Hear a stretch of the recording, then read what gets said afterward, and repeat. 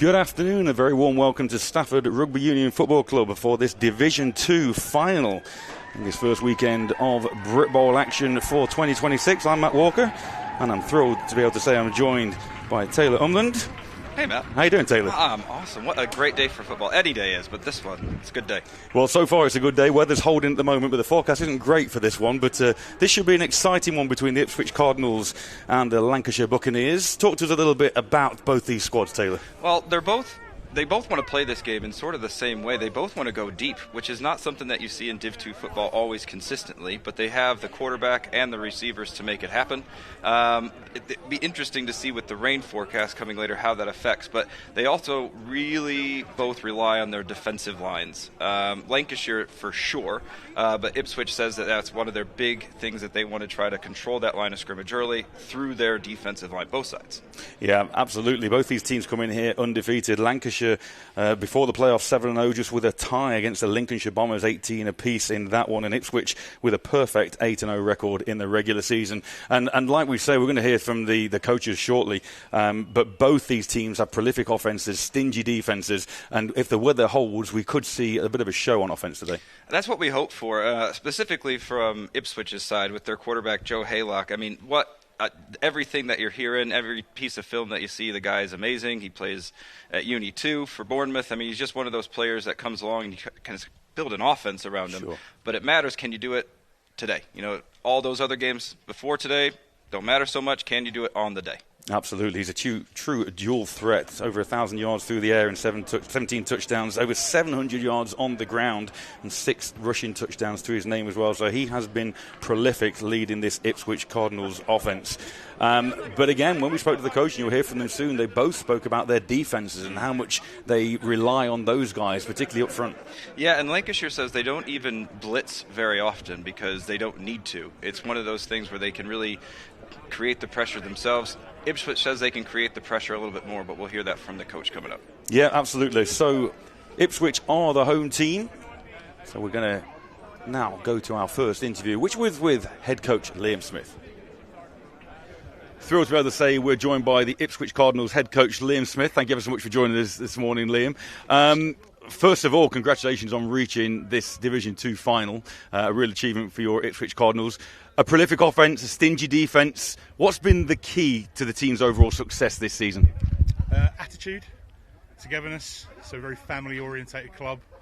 Hard work, plus a bit of talent. It's mixed into it. Very close semi-final. Talk to us about that team chemistry that enabled the Cardinals to get through that semi-final and to this point of this Brit Bowl final. So it's the first time we've been behind all season, 6-0 at half-time. And the players really came together at the half just to buoy each other. We came through. Dramatic semi-final. I mean, Plymouth driving with less than a minute to go into our own half. It was a tight affair, but we stood fast, came out on top. Joe Haylock, the off quarterback, he really put the team on his back in that second half and just drove us forward. You mentioned Joe Haylock there. You've got a lot of talented players on this roster, but Joe Haylock, a true dual threat signal caller through the air, on the ground. Talk to me about how important he's been this year for your offence. Massive. So he won the Bucs Division 1 championship with Bournemouth Bobcats. So we got him slightly later than we would like him, but he came into his own sort of mid-season when he was take what he's given. If it's not there, use those legs, run with it. But he's a hell of a player, and he will go a lot further in the sport. And outside of your signal caller, who should we be looking out for today? We've mentioned the prolific offence, but that defence is no joke either. So who should the people on the stream be looking out for? 97 Neil Simmons, nose tackle. He can be unblockable at times, absolute monster. 32 Ryan Cayley is an absolute ball hawk, a great outside linebacker. Number 5 on the offence, Johnny Rogers as well, great running back. And 17, Nana Sachi's an amazing receiver. We are very lucky to get him from Hertfordshire. And we talked about the receivers there. We've talked about Joseph Haylock. You guys do like to go to the air, but weather could be a factor today. What sort of plans have you got in place to adapt? We'll adapt as necessary. If it starts to rain heavily, we'll just go to the ground, see what we've got. Quarterback's got good legs. He can run through people. So we'll adapt. And finally, not that I expect you to tell us any of the secrets, but have you got anything that the league haven't seen yet that may come out today? Genuinely, no. It's a short story. We're pretty. What you see is what you get with us. We're aggressive on defence, aggressive on offence, and hopefully get a result. Well, thank you ever so much for your time today, Coach Smith. It's been a pleasure to talk to you, and we wish you all the very best. Thank you very much. Cheers, guys. So as kick-off fast approaches, let's hear from the Lancashire Buccaneers head coach Ian Nicholson. Delighted to say I'm joined by Lancashire Buccaneers head coach Ian Nicholson. Thank you for joining us today, Coach, and congratulations on reaching this final. You've got a real, similar to the Ipswich Cardinals, a real prolific offence, a stingy defence. What have been the keys to your team's overall success this season? Yeah, I think our offence has clicked, and we've been rolling different ways, we've been moving the football. Our defence has been phenomenal. Like, that front seven has been phenomenal in the run game, really stopping some big run-heavy teams, and that has been a key to it. And also not losing our heads. Like, there's been points where we've been down, and especially in the last playoffs games and that, we've been down, and we've stayed level-headed, and we've come back to win it, and that's been a real key for us, just staying grounded and not getting ahead of ourselves. You spoke to me a little bit off camera about the rebuild that the Buccaneers have been through. Just talk to us about that and how you've managed to get to this point over the last 3 years. Yeah, so obviously it was formerly Lancashire Wolverines, and they were a fantastic club for years and that, and they just started struggling as we do in Britball and that, and we had the youth set up, and we just managed to merge together and obviously rebrand.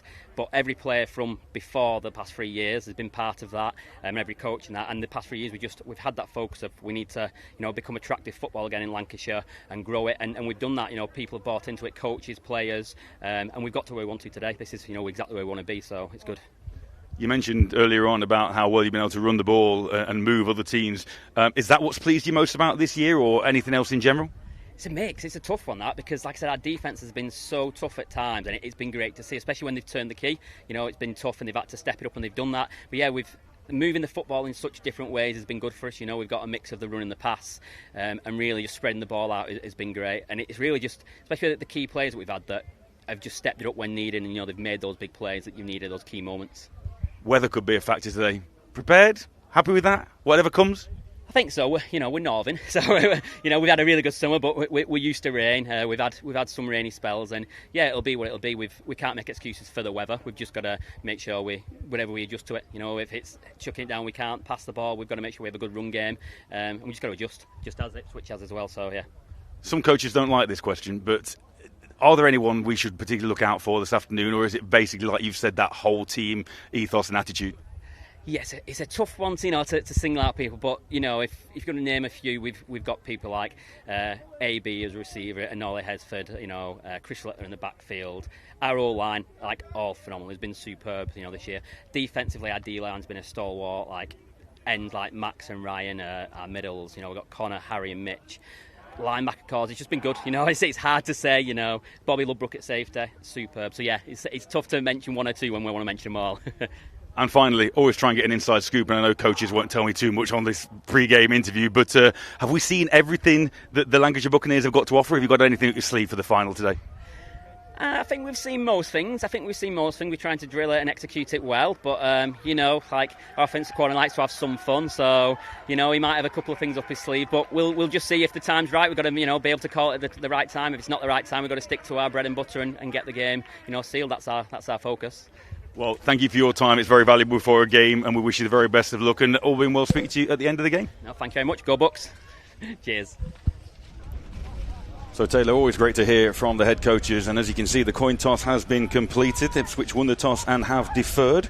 So we'll see Brad Ling kicking off for the Ipswich Cardinals. Talk that front seven for Lancashire. Coach Nicholson spoke about how impressed he's been with them, Taylor. Well, it's Connor Remington that sort of leads that. He's been playing Britball for a long time. I played with him several years ago, and he has always been a menace on the inside. I've heard he's lost some weight this season, and he's able to play those full games now and just leads that defensive line up front. Just a quick one on the kicker, Brad Ling. He actually played at New Mexico State. And left-footed, as you can see, which is always a fun fact. Absolutely. So here we go then. The Division 2 final is underway here at Stafford Rugby Union Football Club. And the ball sails through the end zone. And we will see these Lancashire Buccaneers come out for the first possession of this final. 9-0, one tie against the Bombers, but they've had 2 shutouts themselves. The most points they've conceded all season is 18 in 2 games against the Bombers. and the biggest margin of victory, 54 points against the Darlington Steam back in May. And a lot of that is behind their quarterback, Jordan McDonald. Only his second year playing contact, but has become just an absolute leader on this team. But also talking to the coach before the game, he said their offensive line, look for them to be aggressive early. So here we go then, first down. Spread offense straight away, just one back in there, and the back gets the carry. Goes off to the right-hand side of the line, still on his feet. Good pickup of around 7 on first down.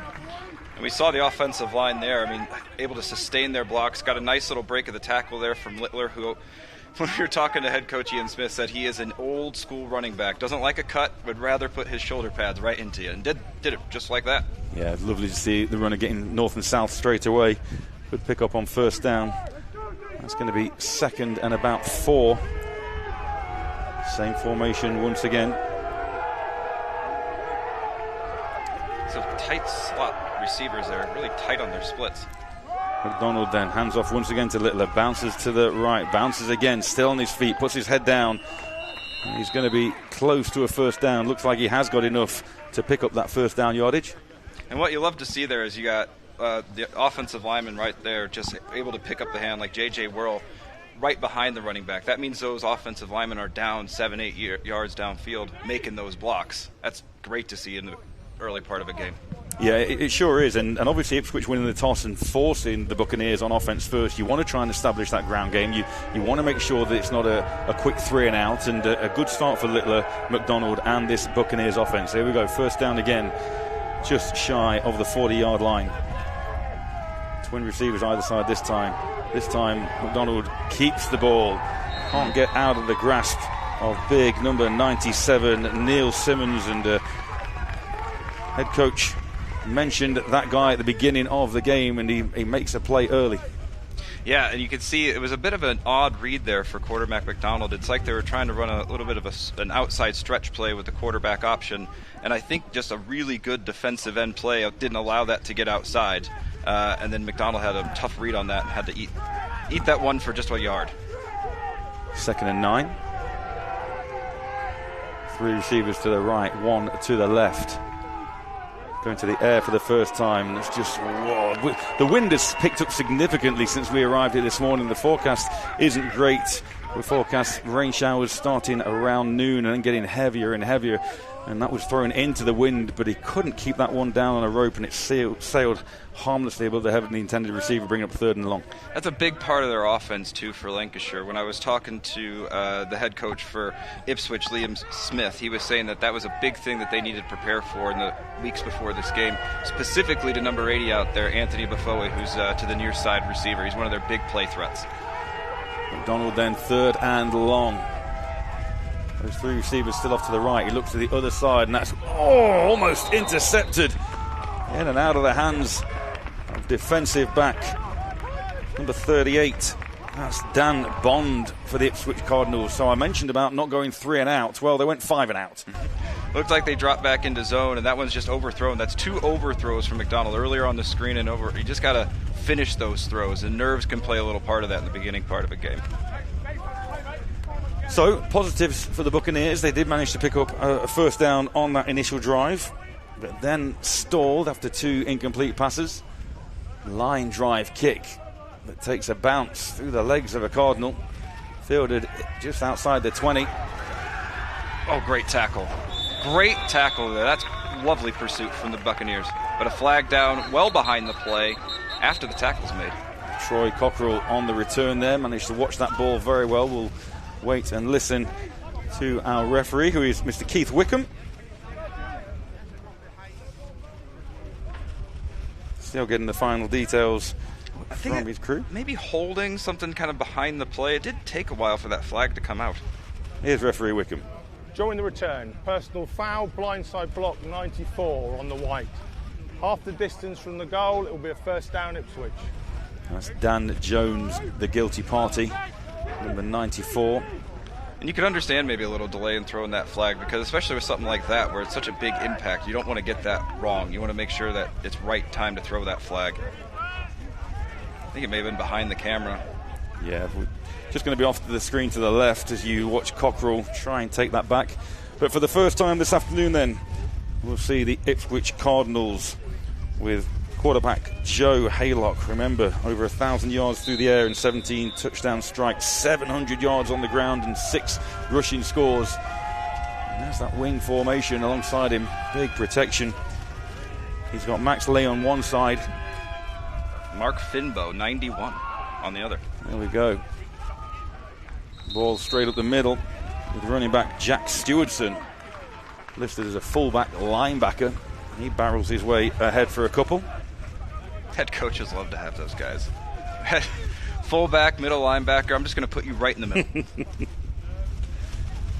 It's interesting to see. I did a little math before the game. Okay. And Haylock, if you tally up his stats, he's responsible for 263 yards a game himself. That's be interesting to see how much of the offense flows through him and how it plays out. That is pretty incredible.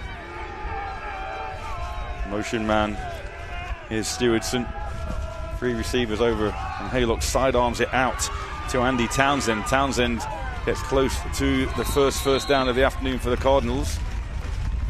Really good quick release there from Haylock. You know, it's one of those with screens. You want to try to get that ball out as quick as you can to give your receiver a chance to get upfield, and that was in and out. That's going to bring up 3rd and just under a yard. You'd expect with the likes of Mark Finbow in the backfield there.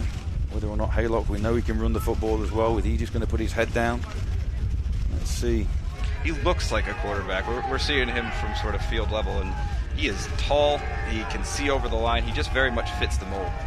Does indeed. Johnny Rogers then splits out to that slot position.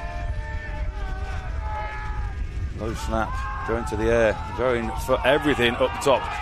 Looking for his receiver, and he's got him on the sideline. Has he completed the catch? Yep. It is ruled a catch, and that is Nana Sachi. We mentioned him in pre-game, and he is a big acquisition and a huge target for that quarterback. I'll be interested to see the replay because the cornerback doesn't do a bad job. I wouldn't even say from this angle that Sachi was open, quote unquote, but he was able to, he didn't get pushed to the sideline, had room to operate, and then just makes a great catch along the sideline.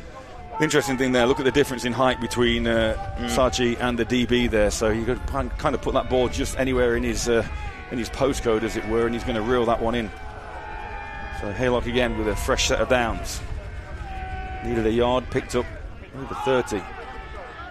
And this time, Johnny Rogers carries the rock for a minimal gain. Johnny Rogers is the only American on the Ipswich roster. He went to Beverly Hills High School, and I only know this because I was told this. He went to high school with Nick Cage's son. Oh, okay. Fun fact. Wow. Never admit to be told something. Always give it your own research. See, that one seems just a little bit too inside. Like I'm not that, you know. But always nice to have an American on the roster, at least just one. Absolutely. So 2nd and call it 8. I love seeing 91 in the backfield. You can't see it from the side angle, but seeing 91 in the backfield is so old school. There's a big body back there alongside Haylock. Motions his receiver out this time. Here's Mitch Mellenfee going to the air again. Now the play stops before it's had an opportunity to get started. Usually a false start. Full start, offense, number 87. 5 yards, remains 3rd down. The 2nd penalty of the afternoon. Correction, remains 2nd down. For the Ipswich Cardinals. One on that punt, that special teams play, and now one on offense, which backs them up a little as the rain begins to fall here in Stafford, Taylor, and that could significantly impact the way that these two offenses approach the game. It will be interesting. They both like to throw the ball, and so to see what kind of adjustments they can make and see who can maybe go against the grain of what they're good at. Maybe the team that wins today. 2nd down, 13 then. 2 receivers to the left, 1 to the right.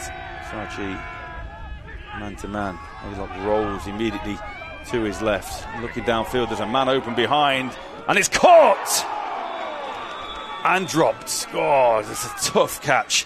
Had to adjust himself, be a little balletic there as the ball just held up in the wind from Haylock, and I thought for an instant he'd reeled that one in, but it falls incomplete. Full marks to Joe Haylock's confidence on this one, rolling against his body and then I think he just sees space. You don't have to have the best ball. And I think, this isn't the best, prettiest ball he's going to ever throw, but he gave his receiver a chance, able to get the hips around, and then DBs just let somebody get behind, and that was darn near an athletic catch. Well, I think Luke Willis will be berating himself for not hanging on to that one, but don't underestimate it. Rolling to your left as a right-handed quarterback. You mentioned about him getting his hips round and set. Rolling to your left, then throwing back across your body. That's a hard skill. Haylock managed to get that. Now he takes off on his own. Looks to tuck the ball. Now he stands back and fires the ball over the middle. That's intercepted. And that's big.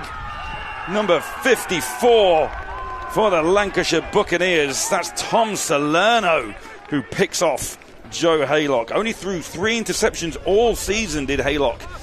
And he turns the ball over. Again, another tough ass rolling to his left, as we mentioned before, and throwing back across his body. We've seen the ball sail on the quarterbacks so far, and it happens again here. Ipswich is not a team that punts. They've only punted 8 times all season. So when they're backed up in this long of a third down situation, you don't need to get it all. And I think for Haylock to maybe understand that situationally a little bit and be a little less aggressive on that play, trying to throw against your body, again, that's exactly what happens. It can hang up on you. It gave the DB plenty of chance to get under at camp and then make a nice return, set up the Bucs here on first down. So here we go then, first down, straight to the air. Oh, looked like a little bit of a shove. Flag comes out. That's going to be offensive pass interference. Oh my goodness, this is really interesting. Before he just stopped, the ball got taken away from him. The ball was never called dead. And so the defender for Ipswich took it out of Baffoe's hands. And so this will be a fumble. I'm pretty sure there was no whistle. Baffoe just stopped because he saw the flag. Yeah, I think you're probably right. I think Baffoe knew that he was going to get flagged for offensive pass interference and kind of just gave up on the play, dropped the ball. But I'll be honest, I'm with you. I didn't hear a whistle up here. And then very, very quick thinking by the defender to pick it up and run it back. Really heads-up play, because just because one player stops doesn't just means one player screwed up. So I think what we're going to see out of this is it will be the penalty option to Ipswich. They'll decline and take the result of the play, which is the interception. And I have to say, it was offensive pass interference, but it wasn't.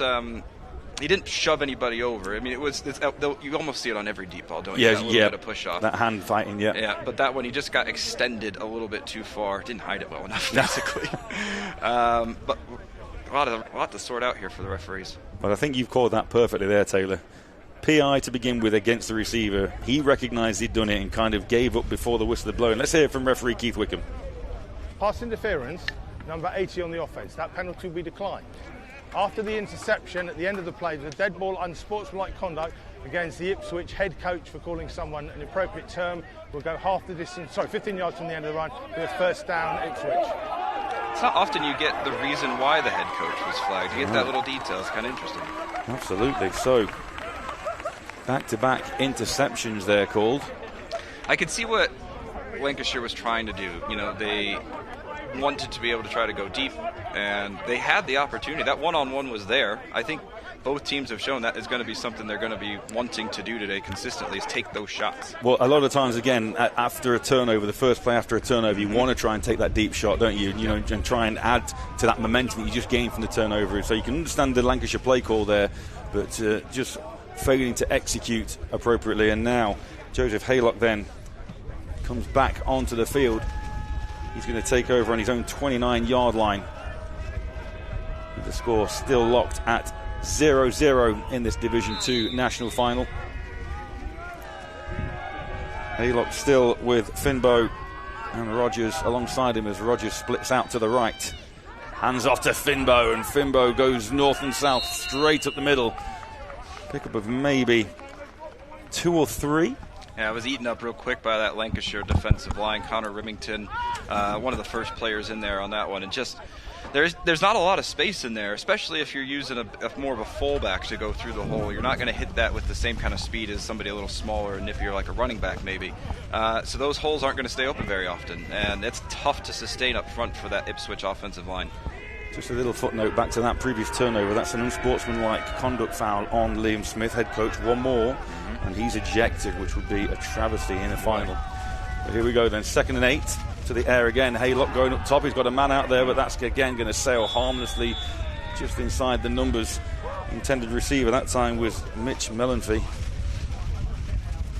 I think on the coverage there, I think that was Ralph Ho out there, and I have to say that was quite good coverage against being a little oversized in that matchup. He really used his hips well, forced the wide receiver wider than they wanted to go on that route, and it forced an easy incompletion. I find this really interesting, how Haylock's rolling to his left so much as a right-handed thrower. I would love to know what's in their game plan that they've targeted, that they want to try to do that. Because you're right, it's just so... It's not the natural thing to do. Well, not only are you rolling to your left, but you're rolling away from your best receiver there. You know, Nana Sache on the right-hand side, the top of your screen as you look.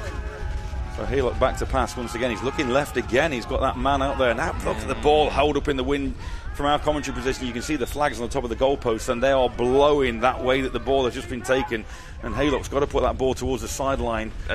Several that have floated infield, and you can see from our spot that is the way the wind is blowing. He needs to be aware of that. But also, we've seen better throws from Haylock. He didn't quite get his feet set on that one. He was leaning back ever so slightly, and especially on a windy day, you just got to put more zip on it. Maybe look for a few more seams as the day goes on. You know, especially if they want to still attack vertically, might be a little easier. Absolutely. The rain seems to have abated. We had a small shower about 10 minutes ago, but the sun is currently shining here in Stafford. And we're up to fourth down, so the punter does come out. You mentioned that they don't punt too much. But Mitch Mellenfee with punting responsibilities. That ball goes up high, and it's a beautiful spiralling kick. Takes an Ipswich bounce, is fielded. Ooh.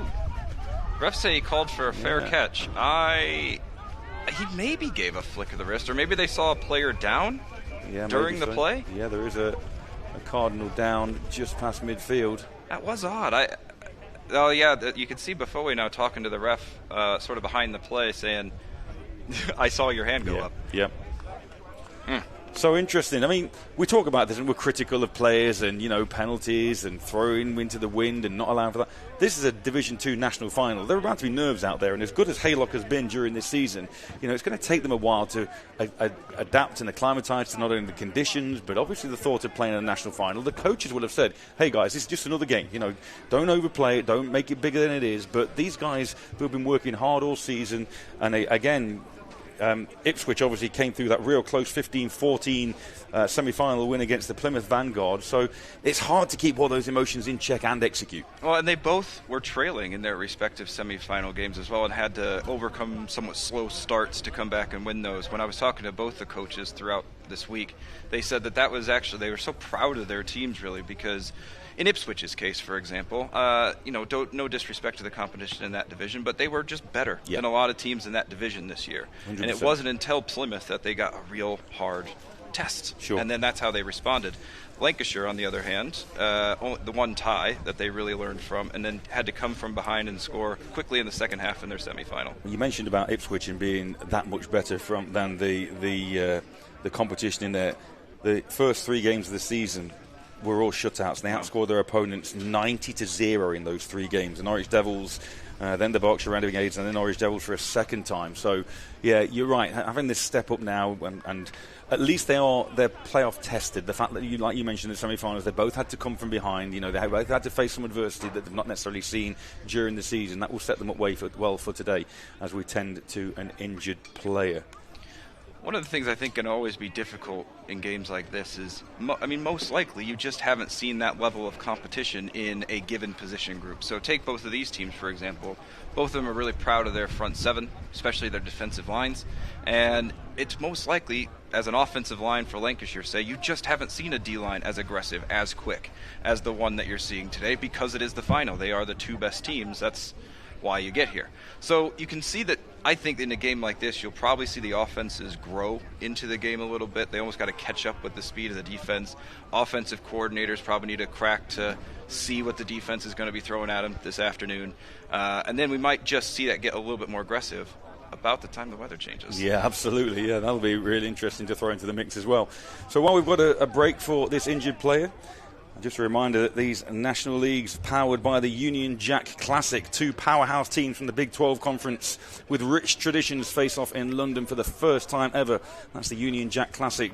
The Kansas Jayhawks take on the Arizona State Sun Devils Saturday the 19th of September 2026 at the Wembley Stadium in London.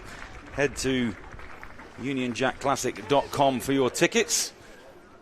Good to see the player up on his feet, but kind of limping and favouring that arm. That's number 24. That's their running back. Yeah, Troy Cockrell. Yeah, that could be a big one for them as this game goes on. Did have quite a few touches this season. He did indeed. Yeah, had a good season as Cockrell. He makes his way off to the medical tent. Be interesting to see what Lancashire comes out with. I mean, that last interception, it was close. It wasn't an interception. It was a really interesting play by Buffoli on the fumble.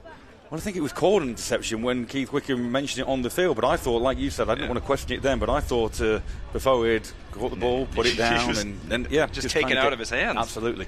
So here we go then. Play about to get back underway. It's first down, Buccaneers.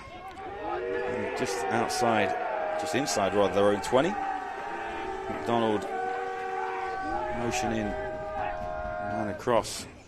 And the man in motion gets the ball back on the outside. Good lateral pursuit so far by Ipswich, but the runner bounces to the outside.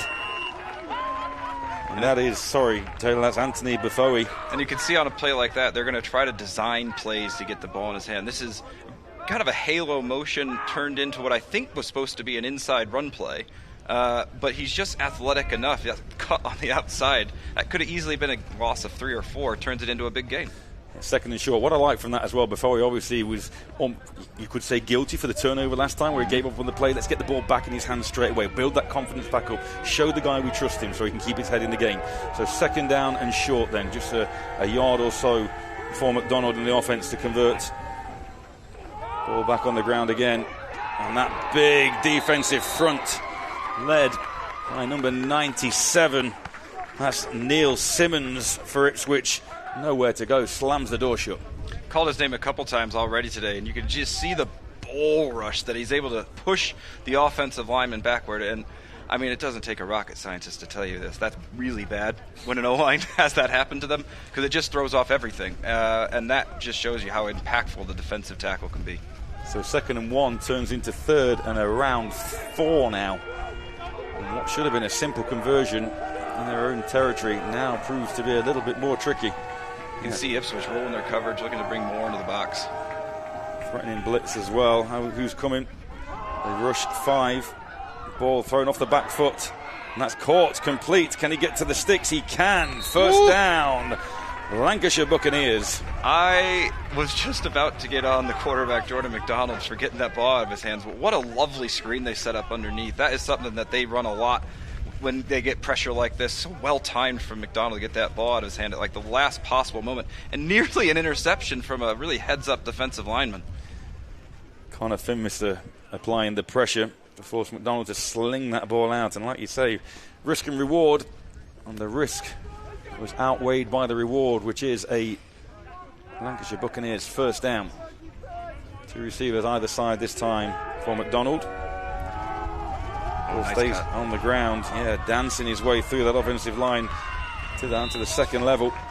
That is zone blocking at some of its finest right there. I mean, not just zone blocking, but also the running back has to understand how to cut inside that system, and did it almost to perfection there. What a great play on first down. Look at the patience as well by the running back. Vision, patience, balance, finding those gaps, as you said, behind that zone blocking scheme, and picking up a gain of 5. So second down and 5. The whole playbook open on second and 5, keeping ahead of the chains. Jordan McDonald once again, this time to the air, is a receiver screen that's dropped. Before he can't hang on to that one. Maybe guilty that time of looking downfield before securing the catch, Taylor. I would hate to be a receiver running screens. It's almost as bad as being a punt returner, I think, because you're so exposed and your eyes can't be at the thing that's coming towards you, which is usually massive humans. And so it's actually quite difficult to concentrate and make a play like that. And you can understand why you can sometimes hear those footsteps. So third, a long 4 yards. They converted last time out. What can Jordan McDonald and the offense do this time? Trips to the right for McDonald. Lone receiver at top of the screen. He's looking that way. Fires in on the slant, and that falls incomplete. Big bat down. Yeah, intended receiver that time was David Mead. No dice. That's something that you're just taught as a defensive lineman. If you're not going to get there, get your hands up. And these defensive linemen, you can see it on your screen, let alone here in person. They're big, tall people with long arms. So even if you can't get there, you can be a real menace, especially on a slant pattern like that, which is that underneath route. The quarterback has to throw it a little bit lower and get a mid up. It does take a lot, though, doesn't it? When you're rushing, to have that presence of mind to get those hands up as well, you know, it's no easy feat. As big number 85, Lewis Cook, just watches that ball roll out of bounds. So still here in this Division 2 final, powered by the Union Jack Classic. It's the Ipswich Cardinals 0, the Lancashire Buccaneers 0. We remain in the first quarter, and it's like a heavyweight boxing contest at the minute. Lots of jabs to the body, but no real haymakers yet. Well, it's not like they're not trying. You know, they are taking shots, but then mistakes. You know, I'll be honest. That play by Buffo where he just had the ball taken out of his hands, that's one of those plays that just can't happen in a game like this. So I don't think either offensive coordinator is going to take their foot off the gas. I think they're going to want to press here and see if they can make these defenses break a little bit. But look at the Lancashire Buccaneers all the way down, no safety help over the top. That is a true cover 0 unless they adjust that before the snap. Haylock then looking left again. Now he's under pressure. He's got to get rid of that ball, and he can't. And he's taken down. Max Lyon on the sack. And that is why you play cover 0. You're going to make a bet that the quarterback can't get rid of the ball before your blitz gets there. And again, that roll to the left takes a little longer to get the ball out of your hand, and that's just a great blitz from the Lancashire defense. Yeah, Lyon comes around the edge, and you saw at that point Haylock then kind of panics. But I say panics, he recognised he was there, but didn't seem to take evasive action quite as quick. And Haylock is looking ruffled at the moment. Big loss as well, about a loss of 10 on the play. Huge. It's going to be second and more than 20 at this stage. In the shadow of their own goalposts, Rogers makes way for Brandon Hendricks in the backfield. Haylock this time looks right, fires the ball over the middle. He's got a man, and it's a big hit. Number 20, that's Mensa Amiza Jr., who comes in and lays the boom on the receiver. Joe Haylock, take a bow on this one. It's such a simple little play, but he was about to release, took it back, and then found a different arm slot to throw that out of, all in one fluid motion. That was showing incredible arm talent. Good decision-making under pressure, good arm talent. He picks up around 9 on that one, so 3rd and 11. You'd imagine he's going to go to the air again. Where's his go-to? Where's Nana Sachi? Well, he's at the top of your screen. Is he going to look that way? Is he going to roll to his left again, as he's done so often this afternoon? So Haylock looks left. Now he goes back across the middle. He's going for his man. Can he get out? Oh, what a grab over the top of the defender. We mentioned him before the play started, and Nana Sachi says, look, just put the ball in my area. I'll go upstairs, and I'll haul that in for you. First down, Ipswich Cardinals. Aaron Fogg on the coverage there, and you cannot say he did anything wrong. Haylock took a short drop and let this one go earlier than I think he wanted to. But Sachi, what full extension, top of the apex. That's playing receiver the right way. Juiced up after it as well. You saw that as well, though. The way that Haylock let go of that ball hung up in the air. You know, Sachi had to come back and fight for it, and it was just that difference in height between the receiver and the DB. We've seen 2 catches like that now from Sachi. Ball handed off on first down, run up the middle, spins out of the first tackle, and Brandon Hendricks is going to get around about 6 yards on first down. Call it maybe 7, in fact. I got to say, no back down from the Lancashire defense. One of the things that you would do normally if a receiver is beating you over the top is maybe have a safety shaded that way, or somebody else just to help you with some coverage. They are saying, stay out their corner, do it yourself. This is a one-on-one battle because we're going to load up the box. Yeah, leaving them on an island out there with the dangerous Sachi. You see again there right in the top of your screen. It's one-on-one out there. You know, Haylock before too long. Look at the safety cheat over now as well. So it's an absolute one-on-one. Looks to his left, then looks back right. He's looking for Sachi, and it's caught once again, and Sachi down inside the 10 to the 5. And that's dangerous. The Buccaneers are going to have to do something about that. Like you mentioned, bring some safety help across. Otherwise, Sachi and Haylock are going to have a field day. Sean Jeffries, the offensive coordinator, really picking this one apart because he puts trips to the other side of the field. That forces the safety. If you're only going to play one safety over the top, you almost have to go to the trip side. It's just a numbers game. But that's going to leave Ipswich's best receiver one-on-one. He can go deep. He can run the post. He can come underneath. And that just opens up the whole playbook playbook for a QB like Haylock. Love the way that Haylock there looked to his left first to get the linebackers moving across, and then came back to his right knowing he got one-on-one with Saatchi and the defender. Here we go then, 1st and goal, ball handed off. Brilliant work, but great penetration by the D-line. Nowhere that time for Brandon Hendricks to go. That was Harry Edwards. Wow, what a absolutely phenomenal hit that was. It's hard to do that sometimes as a D tackle, to get that much momentum into a tackle because you're dealing with so much, but just lined him up. You'll know as well from your days playing quarterback, Taylor, you might be close to the goal line, but all the space condenses down here. You know, you've got 11 guys within sort of 7 yards of the end zone. It's hard to fit a ball in there. It's hard to actually run between the tackles, so don't expect this one necessarily 100% to end up in the end zone. You see Lancashire now does move some help over to that right side. Bracket with 2. Into the end zone, caught. And it's big number 91, Mark Finbow, who opens the scoring for the Ipswich Cardinals. And all eyes were maybe on Hendricks in the backfield, maybe on Saatchi. And Haylock looks to his left, comes back across the middle and finds big Mark Finbow for the opening score in this D2 final. I think that shows a lot of maturity from Haylock, because you know where he wants to go in this situation. You always want to go to your number 1 receiver. Not there. Didn't panic, stayed in the pocket, and if they're putting 2 over somebody, that means somebody else is open, and was able to just hang on and then find his receiver over the middle. And this Ipswich offense is up and running. So here we go then. We say they didn't like to punt, they don't like to go for extra points. And Joe Haylock then back, attempting 2. Stretching this ball out, and that's a miscommunication and execution. He puts the ball up for grabs, it's caught, and it's caught. Is it in? Waiting for the signal, no good. Short of the goal line, Saatchi reels another one in, but he's dragged down short by number 54. That's Tom Salerno. He was the man with the interception early on in the game. And Salerno stops that lead from expanding to 8 points, but a really successful drive from Ipswich. Yeah, and whether it's Salerno here or whether it's Fogg, I mean, that's just really good coverage over there over the top. But it's really hard to contain everybody on this offense. You know, there's just a lot of weapons to try to contend with. And then here, I have to say from Lancashire, good job by Salerno to keep up with this play, heads up, tracking him all the way back across the ball to make that tackle on such a gifted player. Absolutely. Absolutely. So we have our first score here of the afternoon in this Division 2 final. Ipswich go 6-0 ahead. What can Jordan McDonald and the Buccaneers offense do? They've shown flashes of being able to run the ball. Buffo did have that deep pass, which was called back for pass interference, then had the ball ripped out of his hands. So we know that they can move the ball. But now it's time for them to put the money where their mouth is and see whether or not they can get back into this one. Brad Ling kicks off. Ball is going to be fielded just inside the 5. He's back out past the 20, up to the 25. Nice spin move by Ollie Hesford.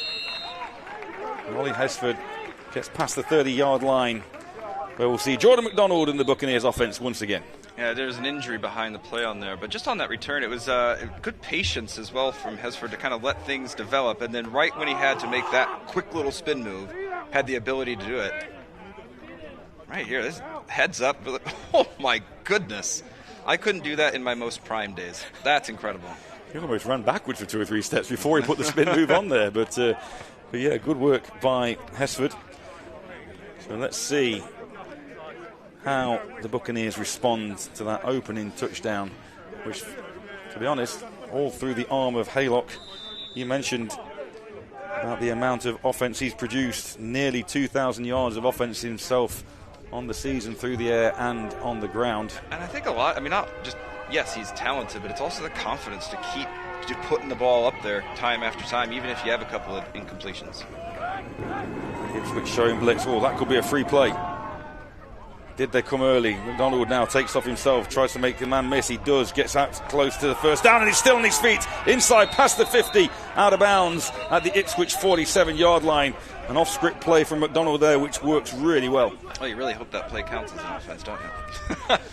Well, there is that flag. We mentioned that flag, but I do think that's going to be a free play. Offside, defence, number 11. That penalty's declined with first down. And that's part of what makes Jordan McDonald so tough to defend. Talking to the Ipswich coaches this week, they said he is probably the best quarterback they face, mainly because of this dual threat ability that he has. And it's not like he's the breakaway speeder, but it's just being smart. Knowing when to do it, knowing when to put on the jets when you need to. Chris Phimister called for the offside. Number 11, D-end on the left-hand side of the Ipswich D-line. To the ground again. Reverse play after the orbit motion. That's going nowhere. Good play by Ipswich. Number 50, Oliver Waln. Zach Percival on the end around there. And it's just something I think they said as an offense, Lancashire, they wanted to try to attack the edges. And essentially what they're trying to say is that we don't think that corners and safeties are going to be able to make the tackles out there consistently. And so you got to find some creative ways to do that. They've shown the screens, jet sweeps, things like that to get to the edges quickly. But good job from Ipswich to shut that one down. So referees. End of the quarter. End of the quarter. So that is the end of the first quarter. An entertaining first quarter. We've seen plays on the ground. This is the end of the first quarter. Some big plays through the air, and it all results in Ipswich holding a 6-0 advantage. Is it pretty much what you expected so far, Taylor? I think so. I think we're going to see more points in this game. I think Lancashire, I don't think will get blanked by any stretch of the imagination. But I think that both teams have more in the tank than they're showing so far. But defense is on show. Both have great offenses. Both have great defenses. That's why they've been able to make it to a game like this. And right now, the defenses are just coming up with a couple more plays. And frankly, Ipswich hasn't made a critical turnover error. And that's really all that's in it. Absolutely. There was that first turnover, the interception by Salerno early on, but that amassed to nothing because the very next play, the ball was turned right back to Ipswich after the Buffoni offensive pass interference. So momentum in this sport is huge. And at the moment, momentum definitely with the Ipswich Cardinals. I must say, off your screen, Taylor, the stand, if you like, here at Stafford Rugby Union Football Club is not a massive stand, but it's full. Some good travelling support. Yeah, 50 came up on the Ipswich coach today. To the air. Oh, wow. Oh, that is... I'm really interested to see what the ref's call is, because I think your automatic thought is you saw the arm extended from the Lancashire receiver, but I think that arm was also sort of being held by the defender. You had the back judge and the side judge both coming with flags at different times. I'm curious what angles they actually saw. So Ollie Hesford made the reception, but you can see there's two flags down there. Keith Wickham's going to figure this one out, but the way that all the players are marching would suggest it's going to get called against the offense. I think it's going to be defensive holding, and it's going to be declined.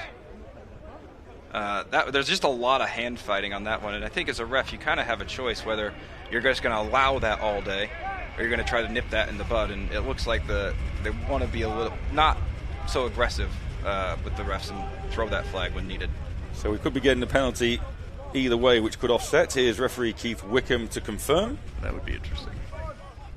Just looking at where the players have marched back to be honest, Taylor, and it looks like I saw Keith Wickham kind of waving his arms off. No players have marched back. The ball looks to be kind of spotted in a similar spot. So I'm just adding a little bit of conjecture here while Keith Wickham figures this out. But here we go. Personal foul, face mask, number 2 on the offence. 15 yards, complete second down. Wow, that is not something you see very often. Ollie Hesford, the receiver, called for face mask during the play. See if we can be just in the screen. Oh, right at the top there. So we saw the arm come out, but the arm obviously went up high and was on the face mask. Both officials, like you say, threw that flag, so they both saw it. But that is a big 15-yarder against the Lancashire Buccaneers. Not something we could see from our position. That's really unlucky because I think his arm just came out. It's the same thing sometimes a defender gets stuck with one. I think that might be the first time I've ever seen a wide receiver called for a face mask. So here we go then. Play action on the end around. McDonald in trouble and now goes down under the weight of Connor Phimister. But there were 3 Cardinals back there. Phimister along with Oliver Wayne. And big number 97, Neil Simmons again applying the pressure, and you could see McDonald was running scared. It was a good play design from offensive coordinator Paul Day. You could see they ran that end around earlier. They were trying to go to play action off of it. And Hesford here, I think he may have had the play wrong because his post route, right when McDonald looked up, was wide open, but it looked like Hesford was doing a run block out to the left. It did.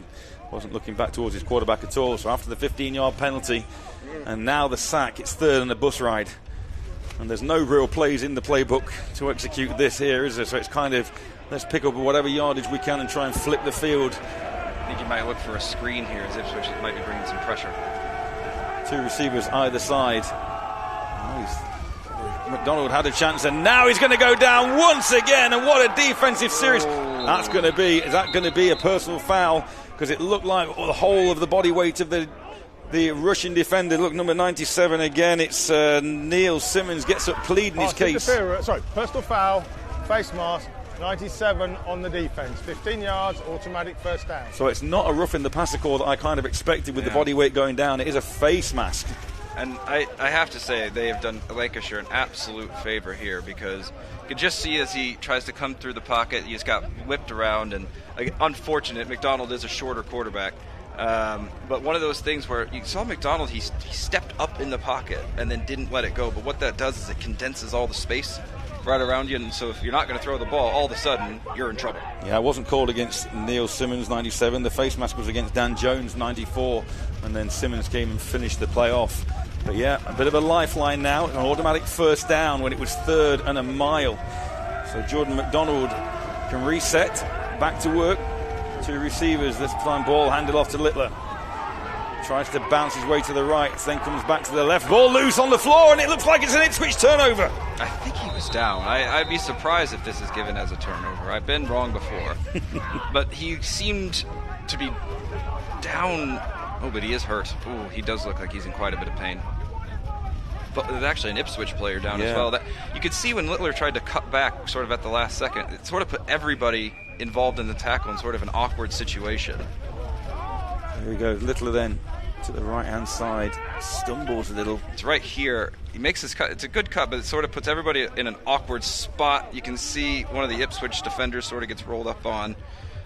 Connor Fimister. Yeah. That's a cool name.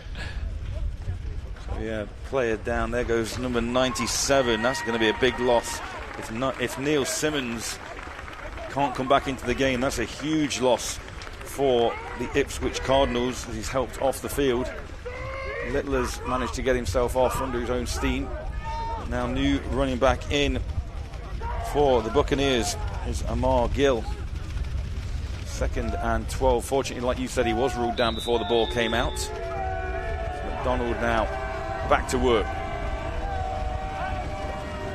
Blitz coming, a rush 5 going upstairs, caught by Buffoni. That's going to be close to a first down as well. Buffoni just did something that you just, as a quarterback, you hope all your receivers can do equally, because it wasn't perfectly thrown. Buffoni had to sort of come back to that ball off of his route a little bit, but he did it while coming back towards the quarterback right there. There's no other defender that's going to make a break on that ball, because Buffoni is going towards the ball with his hands. Natural receiver. Really like the way that McDonald there made a real quick decision. Saw him open, fired that ball in, didn't second guess, because the last few plays he's had to kind of check where he's throwing with the football, but before he gave him a nice target, like you say, came back to the ball. It's going to be 3rd and inches. Big play coming here for the Buccaneers. Under center for the first time today. And there's that sneak. Looks like he's going to get enough, depend on the spot from where our cameras are. He's got there. The ball not been whistled dead yet. It's gone about 7 yards sideways. What game are we playing? And now rugby scrum develops. And looking at that pile now, the side judge comes in, and that's going to be down to the spot. But I think, yes, first down signalled. So that's a good play. From where they were 3 or 4 plays ago, 3rd and 30 or so. Quite the turnaround. I have to say, it was a bit... You could definitely tell you had a backup running back in on this one, because Amar Gill coming in for Littler. Normally what you'd expect in a QB sneak is for your running back to just come up and plow into the back of the quarterback and push that pile forward, but he didn't on that one, and that just sort of allowed that momentum to stalemate. So the Buccaneers cross halfway into Ipswich territory. And will they be able to take advantage of Neil Simmons not being in there on that defensive line for the Ipswich Cardinals? First down. Gill's still in at running back. I'll keep you posted on how Littler is going if we get any word. McDonald one-on-one looking for Buffoni on the outside, and he's made the catch. No! Had a step. In fact, almost seemed to go through the defender, who was Jack Lake. Buffoni did have his eyes on the ball, though. Another one of those, just Buffoni is going to go up and get it. And kind of similar to what Ipswich is doing with Seichi is, they are putting trips to one side and they are putting their best receiver, one-on-one to the outside and saying, you go win it, you go make plays. And frankly, he's got the playmaking ability to do it. That one, unfortunately, just off the hands. Before he's going to be mad with himself for that, because that defender, Jack Lake, did fall down before he did everything right there other than haul the ball in. Huge amount of space off to McDonald's left. Here's the end around. Fake end around, and he's got a man. He's got space as well. Oh. Number 17 this time, David Mead. They faked the end around one way, came back the other way. He got the Ipswich defenders rolling the wrong side, and Mead manages to pick up enough yardage to move the sticks. Heads up play here on defense from Ryan Cayley, able to kind of track this play left and then right, and then is able to undercut it right before it turned into a massive play. He's able to bring that one in for a gain of 10, but it's such a hard one to decipher. We're sitting, from our angle from behind the play, and it looked like there was about 3 or 4 fakes involved before somebody finally got the ball. But good deception, good execution. The more moving parts in the play, the more opportunity it has to go wrong. But Lancashire execute that very, very well, pick up a first down, and now momentum beginning to slide the way of the men in red. And a play like that takes a lot of time to develop. Full marks to the Lancashire offensive line to be able to stop that. So McDonald had enough time behind the play to make that fake and make this fake and allow the play to develop, and then get blockers out front to the right. It was really nice play design from Lancashire. And like we've said all the way along, you can't be one-dimensional. You've got to make sure that you keep the opposition honest and keep them guessing. But I do think, keep an eye on whether or not 97 Neil Simmons can come back into this one. Same thing for Littler on the other side for the Buccaneers. I mean, two really key injuries on either sideline. Ready to start again then. Sorry, Taylor. No, I was just going to say that it's nice to see Lancashire put together a drive because, a couple of flashy plays they've had on previous drives, but haven't really been able to stamp one forward. Goes back to getting a little lucky on third down with the face mask, but they've been able to push the Ipswich defense back and win a little bit of that field position game. Jordan McDonald then. Gill a wrong side. Awful snap this time, and Gill gets the football, bounces off to the left-hand side. There's some real estate out there if he can turn the corner, but he can't. He's dragged down by 46. James Barrett. And for a moment, Gill looked like he was off to the races, but good pursuit by Barrett. Good speed from the Ipswich linebackers here. Cayley before, and then able just to squeeze it down to the outside. I mean, you're not going to win every play as a defense. Sometimes you're going to give up some yards, but if you can limit the damage, make the offense earn it, that is good linebacking play. It's a good pickup on fourth. Good pickup on first down. I was about to say second and short. And you can definitely tell they've prepped for that this week. That's Ryan Cayley coming in nearly with the interception. They said they repped through these screens all week long. Film, practice, sat on it, broke on it, and just couldn't make the play. His eyes lit up. There was nothing between him and 6 points the other way if he could have held on to that. So 3rd and a yard now for McDonald. Maybe 2 or 3 actually looking at the sticks. He's going upstairs. Got his man. Reception is made, but there's a flag again. They're going to call offensive pass interference again. They are being... if you're going to call it once, call it consistent, but any sort of space-making move that the receiver's making, they are calling that an offensive pass interference. I think that's the third flag we've seen for that today. Yeah. Pass interference by the offense, number 2. 15 yards to the previous spot, still second down. And I actually thought the receiver there did a really nice job, Hesford, of getting away from the coverage right at the last second. He had to come back to that ball. It's underthrown. He had to fight back through the defender. And I'm not really sure what else he can do to not take that flag other than let it just fall incomplete. That's really harsh in my opinion. Like you say, McDonald really is the founder of that flag by underthrowing the ball, but I agree. That's a rough call for Ollie Hesford. He's been called for that one, and then the face mask, if you remember, and Bufoe was called for the other offensive pass interference call. So from 3rd and a yard, we now get 3rd and 15. Ball on the ground to Gill. Gill tries to find his way through the offensive line. He's only going to get just back to the 40. He's going to bring up 4th and 13. And I think Ipswich's cornerback, Dan Bond, will be thanking his lucky stars on that one, because he was beat over the top in a third down situation. They, pressed up a little bit at corner, got bailed out by the underneath throw, and then got the flag on top of it. But I suppose, karma evens out. Yeah. Lancashire got the flag earlier in the drive, and then you get one that goes against you late, and here we bring up the punt. So a promising drive comes to nothing as Bobby Ludbrook kicks the ball away. Really short. Really short. An opportunity for a return here, and number 9, that is for Ipswich. That's Luke Willis. Gets back just about to the 45, maybe the 42, where it's going to be spotted. Yeah, that Lancashire punt, it's especially when it's this deep in the offseason, you don't know if it's their regular punter or what's going on. But that's about the third one where you've seen it be. It hasn't come off clean, no. And the Ipswich has actually responded to that and put sort of upbacks in a punt receiving formation, which is not something you see very often. So that turns out to be around about a 12, 13-yard punt after the return. And the Ipswich Cardinals come back onto the field. I think that might be a big sort of drive to look back on in this game, because that was a chance to get back in it. And if Ipswich goes down the field and puts up points with good field position here, really sets you back as a team going into the second half. So here comes quarterback Joe Haylock once again.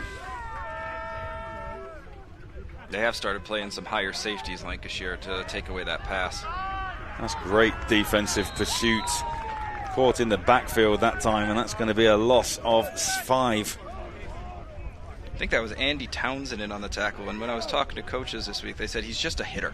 Like, he's one of those guys where you hear the pads pop every time you see him make a tackle. Blows right through the block and finishes a tackle. That is exactly how you teach it. Luke Willis on the tackle. Luke Willis, who fielded the punt on the play before. But already then, Ipswich behind the chains on this latest drive. 2nd and 14, call it. Yeah, you can see there's been a change in the Lancashire defensive backfield. They're leaving the safety. No, they're doing the same thing. Mm-hmm. They've reverted back. They're putting the safety to the trip side and leaving Seichi one-on-one. But here comes the flag for delay of game. There it is. Delay of game, offense number 1. 5 yards, remains second down.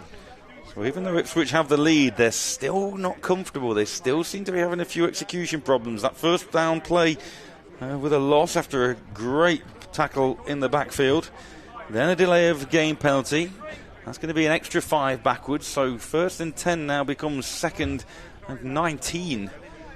And can Haylock get his team out of trouble? The wind here is going kind of from the bottom of your screen up across the field. We saw Haylock have a little bit of problem in the first quarter, not accounting for that wind, but you fancy he's going to have to go back that way and maybe look for Sarchi once again. Let's have a look. 2nd and long then. Man in motion to give 3 receivers to the right. And look where he's going. He's going for Willis again. Willis, that's got to be pass interference. Now that one's not going to be called. Oh my goodness. Wow. Well, we said about the consistency of the calls, Taylor, and for me, that was as bad, if not worse, than the previous ones. But hey, chalk it up. Yeah. That is the 2nd touchdown of the afternoon. Luke Willis goes in from nearly 60 yards out on 2nd and long to score. You feel bad for the corner there, Ralph O. And it was interesting, the play design there from Ipswich. They had 2 different motions, all to set up a one-on-one shot down the sideline when the dust settled. And it was a good ball from Haylock. You can't fault anything there. Good job being a receiver and going to get that ball. But it is one of those things as a coach that drives you nuts. You don't mind the flags as long as it's consistent. And that one sure did look like there was quite a bit of pushing off from the receiver there. So this time, Ipswich are going for the extra point. Yeah, it is interesting. Brad Ling on. And that's why. Wide to the left. So the score will remain Ipswich 12, Lancashire 0. I'm sure we'll get another look at that replay of the touch. Oh, it's been called good, in fact. That cannot be right. I mean, we are in probably the perfect vantage point to see it. We're right behind the sticks where we're commentating from. And look at the reaction from the Buccaneers players. Because we don't usually commentate from this position. Here we go, here's the touchdown again. We'll talk about this first. Let's just see whether or not this is offensive PI. I mean, you can see the pre-snap motion, sets up the one-on-one to the outside, and Haylock, pretty decisive, lets it go. Correction, after review, yeah. The ball went wide of the post. The try is no good. Yeah, so you just hear the refs got the extra point right. It's hard to see from that angle over there what the hand fighting was like and what Luke Lewis pushed off. But what we're seeing, it was coming right at us, and you could see all that separation. Same thing we saw down the other sideline. So we're in a unique position here. We're kind of commentating from behind the goalpost where that extra point was just attempted, and that ball flew straight at us, and we saw that go wide left. And then when the referee put his hands up, we were like, hey, what? And you saw the remonstrations from the Buccaneers. But here it is again. Look, yeah, that's basically the view that we've got right here.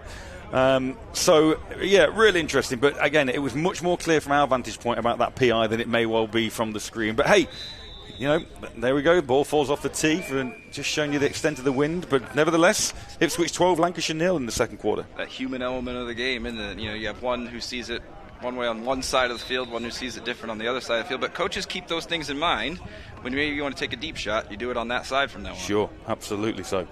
So back to receive them, Buffet and Hesford. Can they put the Buccaneers in decent field position as we approach half-time here in this Division 2 final? Buffet will field it at his 5. Takes his time looking for a gap and tries to bounce it outside. Got a little bit of room still on his feet. Comes back to the left. Now he's got space. He's out past the 35 to the 40. Gets dragged down. The Buccaneers looking for a flag again, whether they're looking for a horse collar or a face mask, one of the two, but no laundry on the field. It's going to be first down Buccaneers at their own 40. Yeah, it was an awkward tackle from Tom Harrison, the defensive tackle there, but he went over the back of him, maybe kind of caught the lower part of his shoulder pads, but I don't think there was a flag in it there. Interesting from Buffet. Normally when you watch a kick return, it is get upfield as fast as you can. Buffet sort of slow playing it there, maybe trying to look for some over pursuit from the return team, and nearly got lucky. Nevertheless, good starting field position for McDonald and the Buccaneers offense. You feel they've got to score on this drive. Gill then still in the backfield. That doesn't bode well. Chris Littler still on the sideline. Nice play there from the DN, Connor Phimister. Exactly as a DN is what you're told. If you're not going to pursue upfield, you squeeze the gap down, so you just kind of take away that outside space from the running back. And that was right where Gill headed, and it was a good play to just squeeze that gap from Phimister and make a nice play. And no Littler on offense for Lancashire. No Neil Simmons still on defense for Ipswich. Going to the air then McDonald. He's got a man wide open in the seam, and he just can't reel that in. That's number 87, the intended receiver, Zach Percival.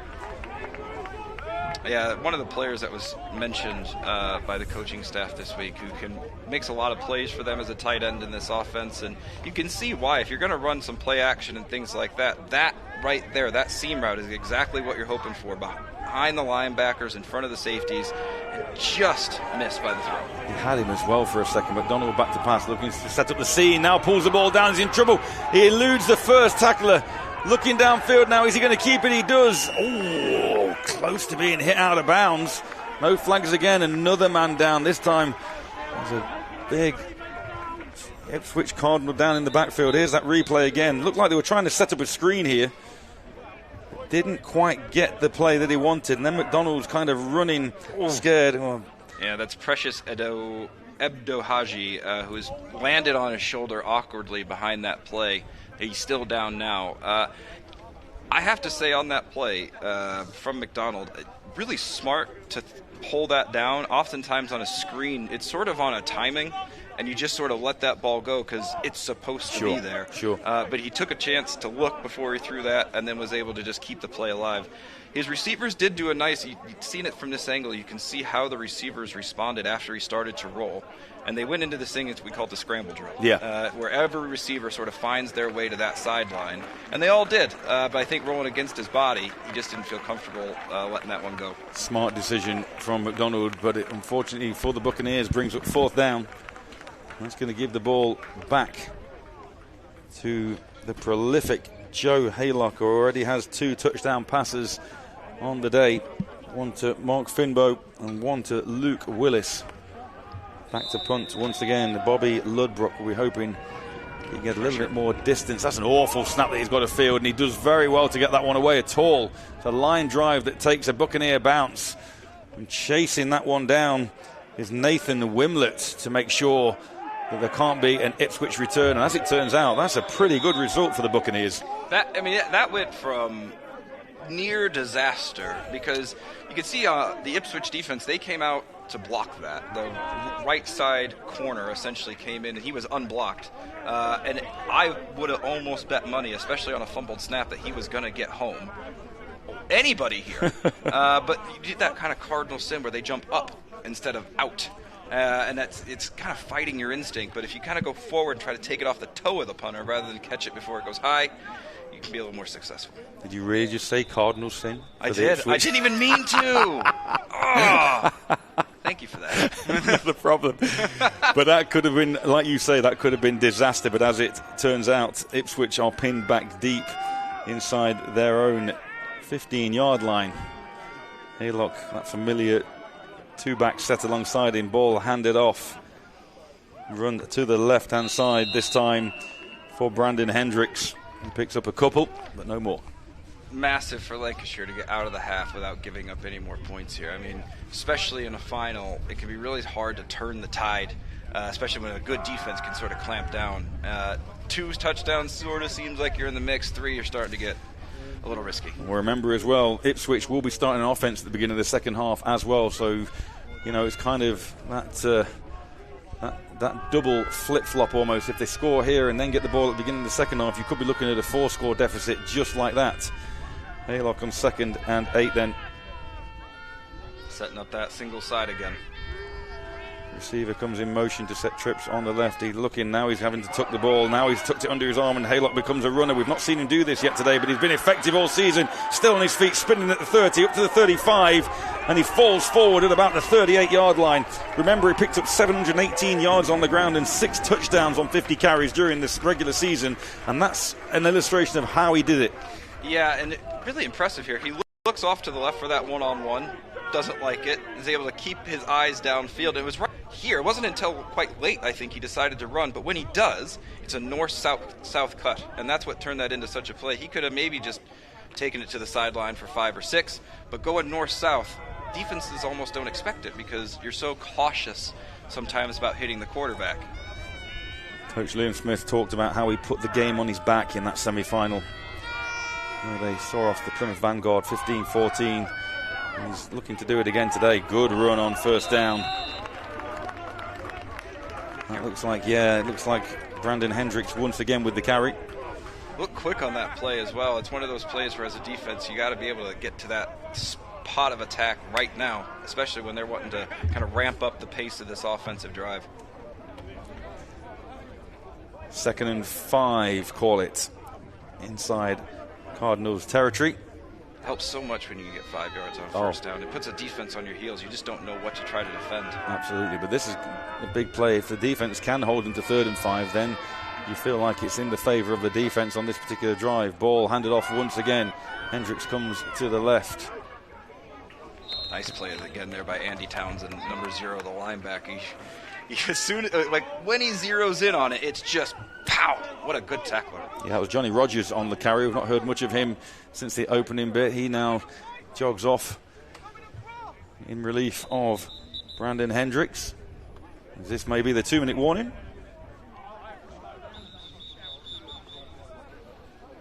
This is the 2-minute warning. The 2-minute warning at exactly 2 minutes. And then it kind of brings up this, it's starting the 2 minutes with a critical 3rd down here. 3rd and 1. You have seen them go deep in these situations, not necessarily just looking to turn it over. Very aggressive offense. But I think if I was the OC in this situation, you want to try to take some more time off the clock. You don't want to give Lancashire that chance before half. So maybe just trying to get over the sticks on this and keep it running forward for another minute or so. Looks like Luke Carr is in there at fullback. Big number 86. They need 2 for a first down, and it could be a free 2. Up top he's going. He's got Willis again, and Willis heels it in at the 20. He's inside the 10, down across the goal line, and that's a touchdown, but there is a flag, and we know that flag's going to be against the defense. Joe Haylock recognised that, knew he got a free play. Willis hauls this one in for potentially his 2nd of the afternoon, but hang on a minute. Ipswich looking confused and everyone running back to that original line of scrimmage. What do you make of this, Taylor? I don't know. I mean, you assume that it's an offside, but it could maybe an illegal procedure penalty. Maybe they didn't have enough players along the offensive line.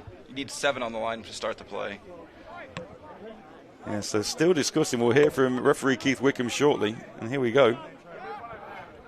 Offside by the defence. The penalty's declined. Score is good. Yeah, you're not sure why that took so long, but great throw by Haylock. And something to just... I'm a former quarterback. I think this is just, it's small, nerdy stuff, but especially on that one-on-one, they're running a post over the top, which is a route where the wide receiver breaks back in towards the middle of the field once he's gone 10, 15 yards downfield. But then the ball is actually being thrown not like a post. You know, he's throwing it more back to the sideline. Sure. But all that does is allows the receiver to work back infield and then go out where there's no other defense. I'm going to be critical. Was he throwing the ball back to the sideline, or was that the wind again that took that Haylock pass as we saw in the first quarter? I'll give him the benefit. Okay. It was a great play by the receiver, though, to be able to track that back over his shoulder. Luke Willis having a half. He's on a team of where he's got Cici as a receiver as well. He's probably the number 2, but he's definitely not looked at this afternoon. Really confident taking that ball over his shoulder. So they scrap the extra point kicking game as Haylock comes back to the line of scrimmage to try and go for 2 and take this to a 20-point lead. He rolls and comes back across, and that is battered down. And give credit to Max Lyon again, who pursued Haylock and then get those big paws up there and managed to swap the ball down. The paws of the lion. It is. It's a lot easier to throw a deep ball than it is underneath, where everything's so congested. Ipswich has done themselves a favor finding a quarterback by Haylock, because if you have somebody where you don't have to get down into those red zone situations, you can score from 30, 40 yards out. It opens their game plan entirely, and tough break for Lancashire to run into a team that is just on it today. You know, Haylock, receivers, the offensive line, everybody's doing their job right for the Ipswich offense. Now, for Lancashire Buccaneers head coach Ian Nicholson, you've got to try and take positives, and the only positive really from that is that you are going to get the football back before half-time. So you have an opportunity right here to try and go down the field, try and score yourself so that the deficit at half-time is that 12 points rather than it being the 3-score disadvantage that they have right now. But, you know, McDonald has been under pressure. We've already spoken about the fact that Neil Simmons is not in the lineup at the moment, but neither is Chris Littler. So he's going to have to rely maybe a little bit more on Buffo and Ollie Hesford, who's had some big catches but been called for offensive PIs. And they argue over the return there, but it's Buffo again, who is patient as he was on the last return, now gets back out across the 30 down to the 40-yard line. It's a similar return and similar starting field position, but you kind of feel like it's now or never for the Bucs already. You do, and my heart nearly went through my shoes on that one, watching Hesford and Buffo come together. I honestly thought it was just going to go off their hands, but somehow it managed to get caught by somebody.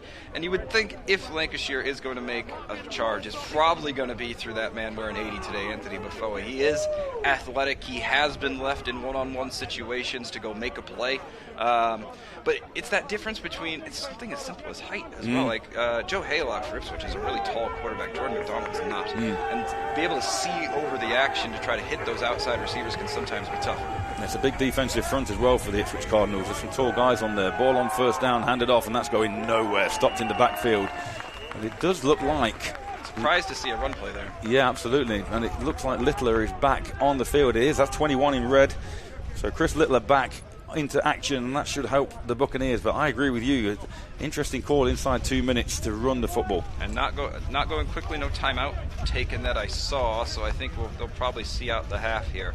But I have to say, from Lancashire, I don't think we'll panic. You know, in the semifinal, they were in this situation, down a couple of touchdowns at halftime, made some adjustments, scored touchdowns right off the back when they came out. So maybe this is just that last opportunity to take a look at the defense. He can make those tweaks going into halftime. Donald back to pass again, and he's in immediate danger, and this time he's slung to the ground.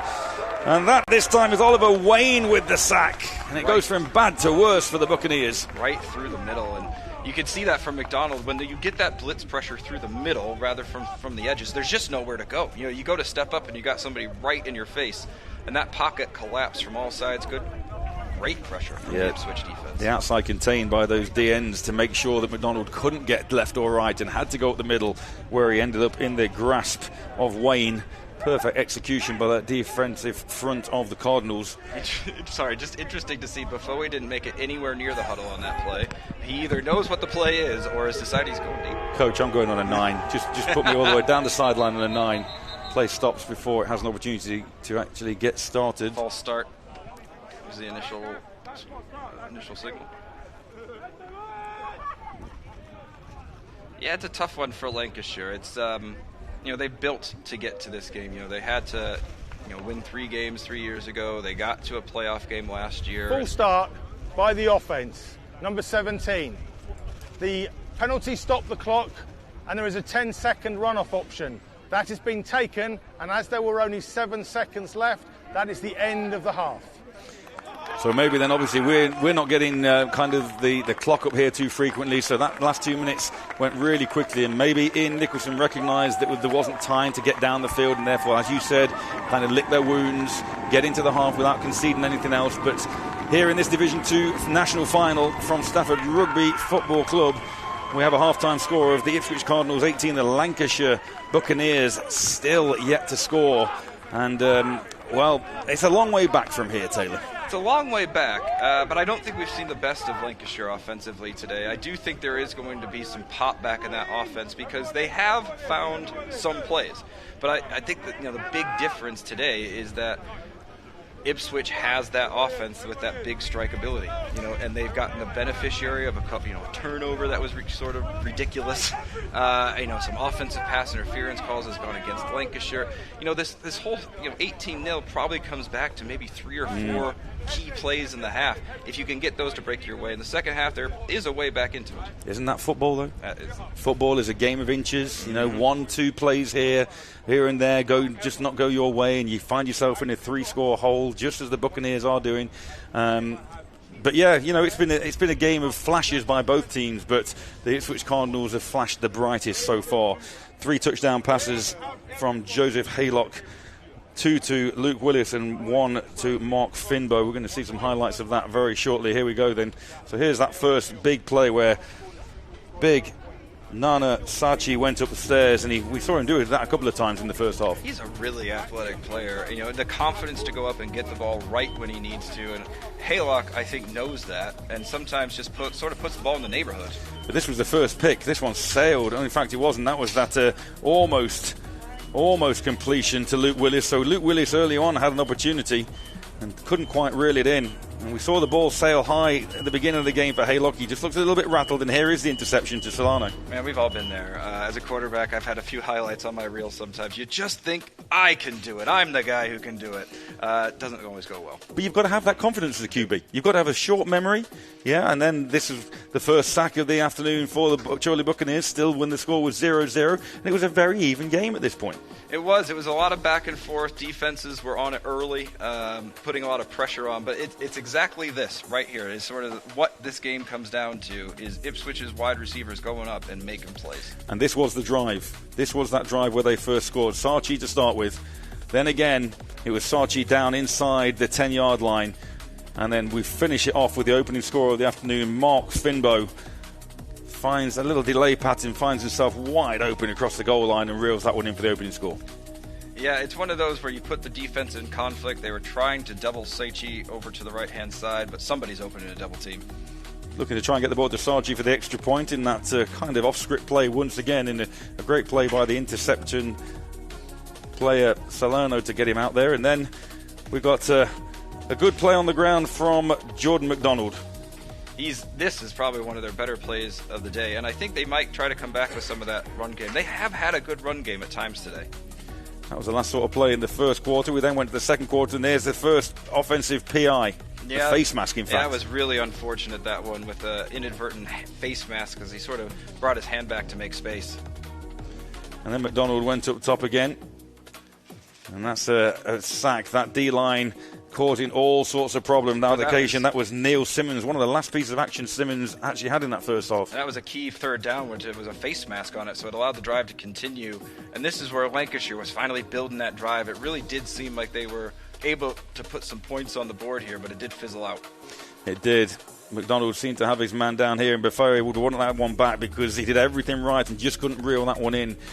And Lancashire then on that double end around, the sort of fake one way, then back to the other way, finding David Mead on a good first down play. What a cool play design that was. Beautiful. That was the near pick six. You could just see the highlight in your head. And then from this point, it was really the Joe Haylock show. That was the start of the drive that you kind of thought, well, you're in trouble here, loss on first down. But then Haylock said, hey, don't worry, I just put it on my shoulders, I'll get us out of this. And it's a lot of this, creating the one-on-ones, putting the motion over to Tripp's one side, and creating these one-on-one battles, which the Ipswich receivers just keep winning. Luke Willis's first touchdown of the afternoon, and then they went for the extra point, and they called it good on the field, but watch this. Well, I say definitely, it's hard to see from there, but we saw it. Definitely. We all literally, the ball was kicked towards us, but anyway. Then I say Haylock on the ground has been good all season. He showed us why on this play. Yeah, he's just been heads up. You saw him have a couple that weren't his best throws of the afternoon early in the game. I think those nerves settled a little bit, and then he's just been letting it sling. Good decision making, and then when you got receivers out there, and then it's a product of the defense too. There is no safety help over the top. And the defense hasn't made an adjustment, so why would we stop doing what we're doing? Well, on that particular play as well, no safety help over the top. The defense obviously were offside, so that makes them kind of take a step back as well, doesn't it? It kind of gets them off the game. The extra point was no good there, battered down by Max Lyon. And that was pretty much all she wrote for the first half, which gives us this half-time scoreline in the Division 2 final. The Ipswich Cardinals leading the Lancashire Buccaneers by a score of 18-0. As you said, Taylor, probably more to come from Lancashire. We hope we make those half-time adjustments and Ian Nicholson can get them back into this one. But they've got to, first of all, hold that Ipswich offence who will take the field first. Yeah, I think you're going to have to make some adjustments on defense. They're trying to stack the box to take away the run game, but it's leaving them exposed on the edges. Watching those highlights back, I think it sort of paints that picture. But this game is not a blowout by any stretch of the imagination. Lancashire is right in this, but it's just been those couple of plays of a bonehead turnover at the wrong time. They're right in this, but they got to come out and be really sharp in the second half. So lots more action to come then from this Division 2 national final. We're going to step away for a couple of minutes, take a breath, get ourselves rehydrated, and we'll be back for more action in the second half. Don't go away.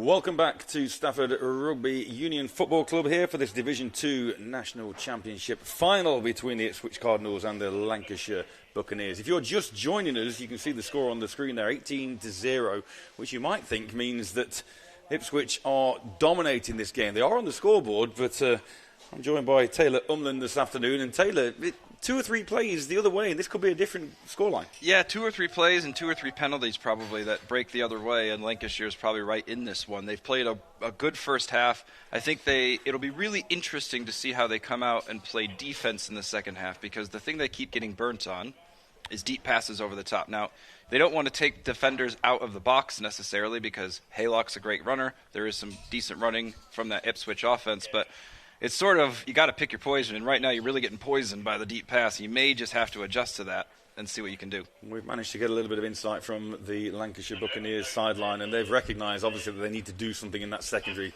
Leaving those DBs on an island with the likes of Willis and Sarchi is just not going to be effective. So expect the Buccaneers to come out with a different coverage and trying to get some safety help over the top there. But then, as you mentioned about picking your poison, if they do shut down the options through the air, we've seen flashes from Joe Haylock and what he can do with his legs. Yeah, and it's a tough one when you're trailing as well, because if you're going to, most likely, if you're thinking from Ipswich's perspective, they're going to try to run the ball a little bit more in the second half, keep the clock rolling, and you probably don't want less defenders there to defend the run. But you got to stop the bleeding. You can't give up any more points, and you have to kick the ball away to start the second half. I mean, whatever they're going to do on defense, I think we're going to see it early, as they need to create a turnover or two. So these National Leagues, British American Football Association National Leagues, powered by the Union Jack Classic. Kansas Jayhawks take on the Arizona State Sun Devils on Saturday the 19th of September at Wembley Stadium in London. Those 2 powerhouse teams from the Big 12 Conference with rich traditions face off in London for the first time ever. Visit unionjackclassic.com for all the ticketing details. It's going to be a heck of a spectacle, and we're hoping that the second half here will be equally so. As Taylor mentioned, Ipswich won the toss and deferred, so they will receive the ball at the start of the second half. And we'll see Joe Haylock, who has already thrown 3 touchdown passes, 2 to Luke Willis and 1 to Mark Finbow. Nana Sarchi, as much as he's not on the scoreboard, has been influential as well with a couple of big catches down the field. But the second half now is underway. Another line drive kick that bounces straight into the hands of Nana Sarchi. And he slowly makes his way back to the 40 and then steps on the gas past the 45 down to the 49-yard line. And that puts the Ipswich offense in prime field position for the start of the second half. I hate to be super critical of special teams because I can't kick a ball to save my life. But that is, when you're looking game plan-wise, probably the worst kind of kickoff that you want to do, because it doesn't allow your coverage team to get downfield, doesn't give them very much time, and then with that line drive kick, it leaves the middle really open, especially for a player like that in Seichi, who's so quick and electric. You need to put that ball in the air, let him wait, let your coverage team get down there and do their work. Indeed you do. And again, he was patient and managed to munch up half of the field. And in fact, they're going to start this possession inside Buccaneers territory. Haylock trips to the left. Seichi on his own again. And looking to go aggressive straight away, and there's a completion across the middle, and he got more space in front of him, down to the 20, inside the 15, down to the 14-yard line, and Chewy Hewitt, we haven't called his name all day, and he makes a splash play on the first play of the second half. Yeah, that was a great throw and plenty of time to throw for Haylock. Offense number 17. But that might be why. Flag, still first actually, down. it's a receiver. It's Seichi who gets called for the offensive holding probably after the catch, as that play was coming back across the field. Take that away, though. Really nice play design, because Lancashire did respond. Instead of having the safety over to the trip side, they had it down here to the single side, but that leaves somebody on that trip side open. Nearly a good play underneath, but right there you can see, oh man, he did hold him, did get in his way, but that is, oh man, he's going to be kicking himself after that one, because he almost didn't need to hold. Takes a huge play off the board. So a first down then still, but a 1st and 8. One of these really weird situations where you've got a first down, but you only need sort of 7 or 8 yards after the penalty. Because it's from where the penalty spot occurred. Of the foul. There you go. So Haylock back to work then. Same formation, trips to the left again. And he's looks like a similar play call to last time. Now he tucks the ball and runs, goes round the right end. And you ordinarily assume that quarterbacks are going to kind of step the way out of bounds to avoid the hit. But Aaron Denton feels the force of Joe Haylock on that carry. Got to give a lot of credit to the Lancashire defensive backs on this play. Playing 3-over-3 on that trip side, Haylock does have time to throw, but it's a really good job of coverage. Unfortunately, Haylock is a really good quarterback as well. Lays a shoulder. Look at him there. Oh, he is ready to play today. I love that. That was exactly the same play as they ran on the previous play. But like you say, adapted, read well by Lancashire this time. Second and short. Staying with this tight trips bunch formation. And this time the ball handed up the middle. What a run. That's 86, I think. Luke Carr, the fullback, picks up the first down for Ipswich, and you're a brave man to stop that human being. That might be one of the biggest fullbacks I've ever seen in my life. You can see the 8 and the 6 stretched out over his chest as the jersey just sort of barely gets around him. I mean, that is, to be able to hand the ball off to somebody like that in short distance situation is such a godsend. I have to say the Lancashire defense did do the right thing. They got him stacked up and then started ripping for the ball. Just weren't able to pry it out.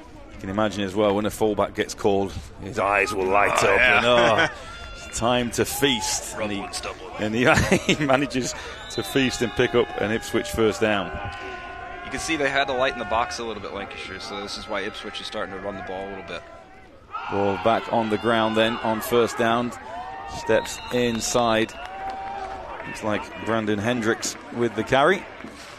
Yeah, this trips formation that Ipswich stays in, it makes it so you have to take at least 5 defenders out of the box to sort of defend it. You have to have 3-over-3 on the trip side, 1-over-1 on the single side, and probably a safety over the top. That only leaves 6 left in the box. So it's one of those where I think if they stay in these spread out sort of formations, it doesn't necessarily mean they're going to pass. They're just trying to spread out the defense. We mentioned about weather possibly being a factor, but touch wood at the moment. Skies here in Stafford beautiful for the start of this second half. Haylock again, back to the ground again. And Hendricks bounces to the left and gets thumped to the ground at the 30-yard line. Short of a first down, is going to bring up third in inches. And that was that man again, that linebacker, Andy Townsend, just coming in with an absolute load. When he makes a tackle, you definitely feel it. So a pivotal play here. Remember, Ipswich scored pretty much to end the first half on that long touchdown from Haylock to Willis, which was a free play due to the offsides by the Buccaneers. And if they put another 6 up here and the score becomes at least 24-0, well, Lancashire have got to get going in a hurry. So third and less than a yard. Look at that middle of that Lancashire defense, really spread out here on a short yardage play. Haylock then going to the air. Or does he tuck it now and run? Now he tucks it again and he finds an open receiver who makes the first man miss inside the 20 down to the 15-yard line. That's Tom Clark with the reception. And you have to respect Haylock's legs. As soon as he looks like he's going to jump out of the pocket, almost 11 sets of eyes get on him, which allows receivers to just sneak behind. It's good defense here. Lancashire almost does everything right, but Haylock does a good job stepping up in the pressure, keeps his eyes downfield. You can see the 3 defenders right in front of Haylock all looking at him. But you see, why wouldn't you? What Haylock also does well, a lot of quarterbacks will run like that and keep that ball in their hand as if they're going to pass. He tucks the ball straight away, which then immediately as a defender, you've got to respect the fact he's going to run. Then has the presence of mind to be able to pull it back out and deliver a strike down for a first down. So it's first down, can get another first down without scoring. This time on the ground, another big fullback. That ball's getting loose. That's Jack Grindrod. He's down as a defensive lineman, but Grindrod pummels his way forward down to around about the 11-yard line. I can't remember the last time I saw a 91 and a 99 get rushes in a day. Fair play to Ipswich. But you see there, right there, especially from those big runners who don't get a ton of carries in a season, you can get in there and pop that ball out. Lancashire nearly had one there. Yeah, ball security really important. If you've not got the experience of wrapping both those arms around that football, like you say, that can be your undoing. Grindrod stays alongside Haylock. Seichi not in the game right now. So Haylock, we know he likes Willis, and he's gone to the left-hand side and kind of one-hops that one into his intended receiver, Mitch Melanfe. Not a bad decision from Haylock there. You know, he's the pocket starting to collapse. He didn't quite have his throwing base underneath him, and sometimes you can just live to the next down. It's okay to take one, especially down here in the red zone where you know you're going to get a couple of cracks at it. And when you're 18 zip ahead as well. It doesn't hurt. No. So 3rd and 8. As I mentioned, they can pick up a first down without scoring. Need to get down to the 4-yard line for that. Lancashire doesn't blitz much. They're not a huge blitzing team, but it's interesting to see if they want to try to get Haylock off his timing here down in the red zone. Motion man comes across is Joe Chilvers. It shows that it's a zone defense. Chilvers makes the reception, and he's going to get slide down at the 10. Good play from the Buccaneers. You saw what Haylock was trying to do there, though. He put that man in motion so he could get a read, whether it was zone or man, and Buccaneers stayed at home. Yeah, it looked at maybe a little bit of an RPO or kind of an option play. Haylock has some options on what he wants to do here. He's trying to find the weak spot in the defense. It's a little late on that on throwing the screen there, and it was a really nice play from the corner to come underneath and shed the block and make the play and set up, what is, you have to get a stop here for Lancashire. Here we go then, opportunity for the Buccaneers to grasp a little bit of momentum back if they can find a stop here. 4th and 5 for the Buccaneers. Haylock to the air again, looks to his right, comes back to his left, and that is incomplete. Looking for Willis, but on the coverage, that was Ben Reed. And a feather in the cap for these Buccaneers. They bend but don't break, and they're going to take over. 2 straight phenomenal plays from the corner there. First making the play on this, and then just a perfect break on the ball, outside arm, not getting called from the pass interference. That's almost exactly how you teach to defend that route as a corner. Really nice job. You saw Willis as well. He knew where that line to game was. He ran, put his foot in the ground, and just turned around, hands up for his quarterback, giving himself a target. And if you're being critical, and again, I don't like to be critical of any of these players because it's easier for me up here than it is for any of those guys down there, but maybe Haylock could have thrown with a little bit more anticipation to stop Reed breaking on that ball. But anyway, McDonald then in the offense, back to work. It's Gill in the backfield. Gill takes the handoff, and he's going nowhere. Backwards, in fact. Taken down by Oliver Waln again. Another tackle for a loss. That's a hard part when you run that zone blocking scheme and you don't get that double team up to the linebacker. That's where those plays can just fall apart because it's such a pivotal part of that blocking scheme to get bodies up to that play side linebacker. So the Buccaneers already find themselves in a hole. They're 18 zip down. They've had a good defensive stand. 2nd and 12 inside their own 10. In the shadow of their own goalposts. Look for Bafoe here. Single coverage out to the far side of your screen. Neil Simmons back in the game on the defensive line. And that one is caught by Bafoe. Out close to a first down, past the 20. I'm not sure that was actually intended for him. I think it was good for the underneath David Band, the tight end. He throw it a little wide. Bafoe really on top of it. It was able to come back for that ball. It's such a grace when you have a player like that out there making plays for you. That is a Lancashire first down. The chains move. Huge first down for them. Yeah, really big. Bafoe headed to the sideline. Look at it, like you say, he's nowhere near the huddle again, Bafoe. He's getting the plays on the sideline, so I think he knows it ahead of time, and he's just, why would I expend all that? What do I need to go in there for? First down, 2 receivers either side this time. McDonald, ball handed up to Gill, goes straight up the middle. Good pickup on first down. Nice. The Ipswich linebackers having a nice day. That's Ross Trinder who was able to make that. And it's what it is it's one-on-one tackles. It's not like they're getting a lot of help. They're solo tackles made by themselves. And if you can do that, man, your defense becomes very hard to beat. We saw Littler come back into the game at the end of the first half, but it's Gill who starts the second half. So whether or not Littler still struggling with the knock he picked up with in the first half, because now in for the Buccaneers is Tom Maguire. And Tom Maguire with the handoff rolls to the left-hand side, and he gets a good pickup. It's going to be enough for a first down. No flags on the play. That has been Lancashire's best offensive running plays, that outside zone to the left. And Maguire nearly able to turn that one into an even bigger gain. The wide receiver was out there working the block for him. And if he takes the inside option instead of the outside, he may have just been able to pop that because there wasn't much safety help over the top. But a good play there for Maguire. coming in to finish off on the tackle is Ryan Cayley. I'll tell you what's happening as well. Buffowie's going to the sideline to get the play and then bringing it back to McDonald. Yeah, that's exactly what it's doing. So first down then McDonald. Play action, ball out this time. Makes the connection out to David Band.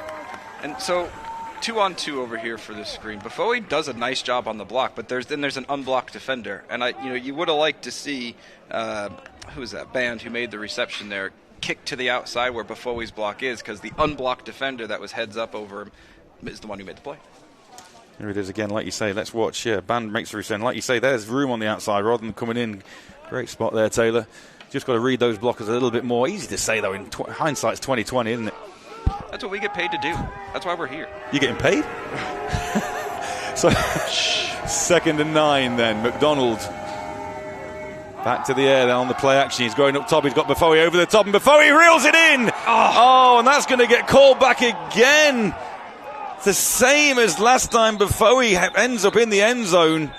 But is that going to get called against Buffowie, or was the contact by the defender that time? If it's on Buffowie, I'm not sure what you're supposed to do as a receiver. I mean, yes, it was a bump of contact. Yeah. He didn't really initiate it. He just did a really good job of getting off the play. Now we see a celebration from Lancashire. This might be it's getting waved off. They've waved it off. Foul on the play. The result of the play is a touchdown. I think that's the right call. Full marks. It's hard as a referee to say, I think I made a mistake on that one, but I think they got the right call there. Like you say, sometimes you just got to let these guys play, haven't you? And there were two guys there going for the football, going for the same space. Yeah. And obviously Buffowie, maybe a little bit more solid and managed to gain that space from him. But that's a big play down the sideline. And the opening touchdown of the afternoon for the Lancashire Buccaneers from Jordan McDonald to Anthony Buffowie. Can they add the extras then to try and get themselves within 11? Kick is up and it is blocked. So the score will remain Ipswich 18, Lancashire 6. But as the brightness remains with us here in Stafford, a little bit of a ray of sunshine for the Buccaneers. What a huge response from Lancashire to come up with a stop on that opening drive in the red zone on 4th down and then go back and turn it into points. I mean, they had to have it. You see McDonald gearing up for that throw. Yeah, there was some contact there. The corner stumbles, but Buffowie had his eyes up the whole time. He wasn't hands down fighting with him. And then the pace, he knew he had the room to work on the sideline and just put the hammer down. Big player making a big play in a big moment.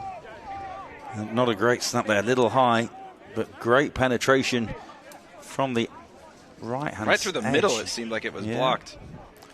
So, 18-6 then here in this D2 final. Ooh, they're bringing everybody back out. It looks like there was a flag potentially on the extra point. Illegal formation by the defence. The centre wasn't given a clear run of the ball.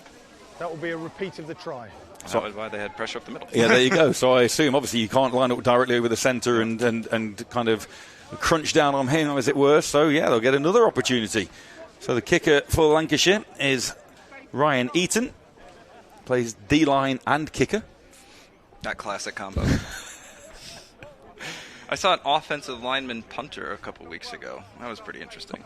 Well, we've had D linemen running the football, fullback. Like you say, 91 and 99 in the backfield for Ipswich. Now we've got a D lineman kicking. Why not? Everybody in.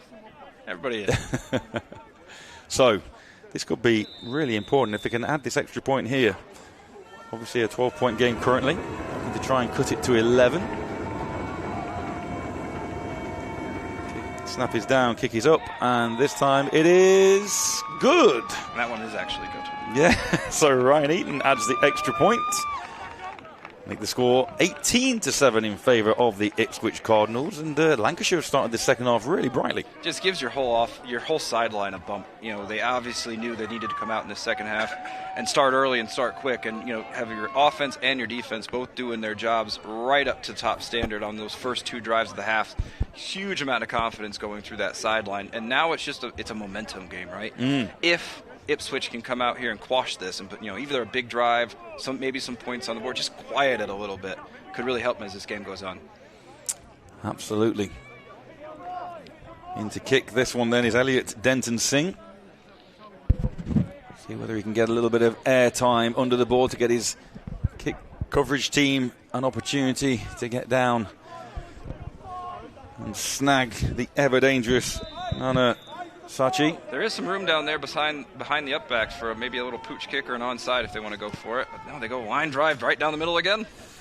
I'm not sure that was intended, but it's always difficult, and sometimes these kickoffs can cause havoc for the return team because their eyes are kind of light up, and Sachi once again picks the rock up, gets back to the 40. It's an ugly play all round, really. Yeah, and then some afters as well. A couple of players getting after it after the play, because that kind of play just causes chaos. You know, whether it's on purpose or not. Everybody gets a little off timing, and it's not exactly what you practice. Oh man, as a returner, my heart would fall through my knees if that happened to me. Oh my goodness. Sachi as well is one of these players who, even when he's running, he kind of glides. Doesn't look like he's going particularly quickly, and obviously patient again, trying to find the gaps in the coverage. But nevertheless, good starting field position once again for Haylock and this Cardinals offense. They marched all the way down the field on the previous drive, all for nothing. And the Buccaneers will be hoping that that's the same result on this one. Look who's back in the backfield. Big Luke Carr. First down then. He's going to use Carr as a blocker as Haylock. And he played a heck of a block. Got the full pancake out on the edge. That is why you put a man in there for a lead block. They went to Seichi's side as well as a blocker, and he played a nice block out as well. Look at this. This is just not what you want to see as a linebacker. Oh, my God. You can't really say that linebacker overly committed to taking him on either, did you? Would you? No. I'm no criticism at all, and absolutely not. But you've got to see Carr running at you and kind of go, this is a business decision. Yeah, and frankly, as a defender, I'd look to go low on that. Just make a pile to make it tough. The last thing you want to do is get blown up like that. 6 yards picked up on first down then. Full playbook open for Haylock. Back to the ground, looking for those 4 yards. And they're going to just about pick them up. Falls forward, the pile moves, and that is another Ipswich first down. It's been a different Ipswich offense this half. I'm not to say that they wouldn't take the deep shot. I'm sure they always would. But it's been a little bit more effort at grinding it out, trying to get those first downs, keep the clock moving. It's a different type of offense that we're seeing out of that two-back set. Yeah, more ball control than splash plays. Good push from that offensive line as well. You can see it may have only been a couple of yards. It's just a good push up front on that left side. So what they're going to want to try and do is obviously take the sting out of Chorley at the moment. They've had the last successful drive on defence and on offence.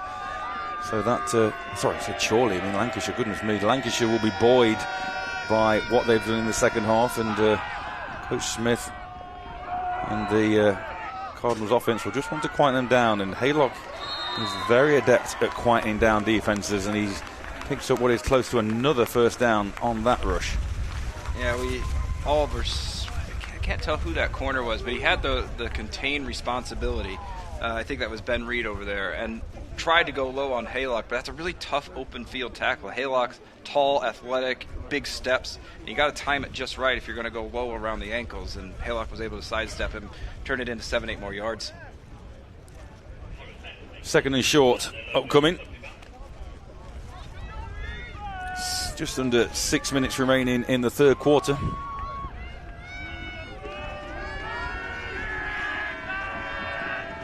Look for a blitz here from Lancashire, maybe try to cause some havoc. Nope, they don't. No, Haylock to the air again, going down the seam, and nobody home. Looking for Finbow once again. Yeah, you think that's an option route sort of at the top there for the tight end fullback, as he gets up and he can either choose to go down the seam, sit it down, or go for the out route. But it requires the quarterback and the receiver to make the same choice at the same time. And that one, they went opposite directions. I think it was the right choice, though, from Haylock, seeing that seam, because there is no safety help. That one safety is usually shaded over to Seichi's side, especially in the second half, which leaves that middle of the field wide open. Seichi heads down to the bottom of your screen as you see that now. And as we see that from our perspective, you see Mensah Amiza Jr. kind of come over to shade and offer a little bit of safety help. Bad snap. I think that's going to be a false start. That is, they got to him in the last drive as well. These little penalties for the Ipswich offense. Yeah, they got the firepower to deal with it, but it just kills your momentum. Full start, offense number 87. 5 yards, remains third down. 3rd and 2 becomes 3rd and 7. Here from Keith Wickham once again. Once again, a massive thank you to the British American Football Referees Association, the crew today, Keith Wickham, Frank Issa Barroso, Sitz Tom, Lee Taylor, Ewan Patterson, Dan Clark, Rob Cornwall and Amir Brooks. We're forever grateful for all the officiating personnel who make these games possible. Boy, this box for Lancashire would make me nervous as a coach. There's just not very many people in there. Nope. You've got to really rely on your defensive line to make tackles. So here we go, 3rd down. You think we're going to the air? We do. Swinging out to the right-hand side. And the reception is made by Joe Chilvers. But a good open field tackle, which means 4th down is upcoming. Terrific tackle there from Meza Jr. I mean, just had to track him all the way across the field. Made that solo tackle, which is so important. Haylock's throw, a little loopy. I think the receiver maybe could have had more time to make a play if he didn't have to wait for that one to come down. But look, just terrific tackle, broke down. And that's a huge play as it brings up the 4th down. But I think we'll probably see the Ipswich offense stay on the field. Well, let's have a look. It looks like the punter's on at the moment because we can see Ollie Hesford back close to his own goal line, as is Bufoe as well. And unless there's going to be some trickeration here, on to punt is Mitch Melanfi. And he does put this one up, and it comes down, takes an Ipswich bounce, trying to drag that one back into the field of play. But unfortunately, Lewis Cook just cannot dive onto that one. He was there for it as well. I think he'd love to have another opportunity at this one, because I think maybe he didn't think it was going to be such an aggressive bounce because he had the room right there. Yeah. He had the room. Maybe just, there's a couple of different lines on the field from the juniors game yesterday, and maybe he just got a little confused where they were, but very fortunate for Lancashire to fall that one back in for a touchback. So what a start to the second half for the Lancashire Buccaneers. 2 defensive series where they've held the Ipswich Cardinals to 0 points. 1 offensive series for themselves that's ended up in the end zone for 7. And McDonald and the offense continue to build. Low snap. I think we're going to have a 5-yard. I think it's going to be offsides on the defense. Yeah, I think it is, because there are a number of defensive linemen, not least of which Oliver Warren, who was in the backfield before the offensive line had even moved. Offside, most of the defensive line. 5 yards, remains first down. I love that. You can't beat a call. You can't beat that. I think a white hat waits for one of those. Like, I finally got to say it. Once you get a nose tackle going for it, it's really hard to go backwards. So most of the offensive line guilty, and all of the offensive line will be pleased that they didn't get identified individually. So 1st and 10 becomes 1st and 5. Gill back alongside McDonald. 3 receivers and a tight end in the slot. Got a number 77 playing safety. Oh, and that one. Ollie Hesford in the basket, straight through his arms, and he had space in front of him as well to pick up a first down and maybe more. One of those where you just love to have that back. It's a physical game. Physical mistakes happen. Just in and out of the hands. He didn't even move his eyes. It wasn't a matter of getting greedy. Just sometimes it hits your knee.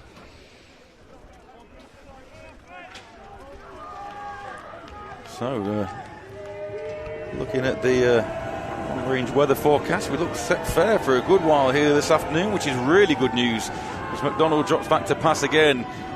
And I mentioned this earlier about how you try and go back to the guy who's just made an error, and the Buccaneers did exactly that. Ollie Hesford with the reception to move the chains, making up for that drop on the previous play. Great play call, in my opinion, from not only Ian Nicholson but offensive coordinator Paul Day. Yeah, and the corners are given that cushion, so that route is there. It's just a matter of whether you want to go back to it on back-to-back plays, because maybe it's just a little quicker to react on seeing it again. But Hesford settled down, didn't hear the footsteps on that one, made the catch, and was able to stay on his feet for a first down.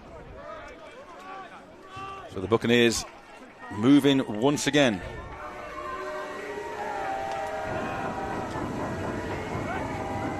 Blitz. Yeah, back to pass again, going up top, and Hesford's out there in front, and he's got it! He's away at the 20, the 10, and he's going to take this all the way. No flags, touchdown, Lancashire Buccaneers And just like that, we've got a one-score game, Taylor. You feel awful for the D-back on that one. Angus Chisholm tried to come over from a safety spot to take that one away and probably missed it by a grand total of an inch.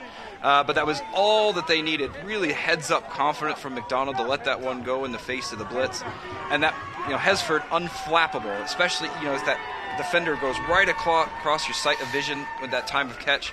Trusted his hands and gets Lancashire right back into the ballgame. What a huge start to the second half.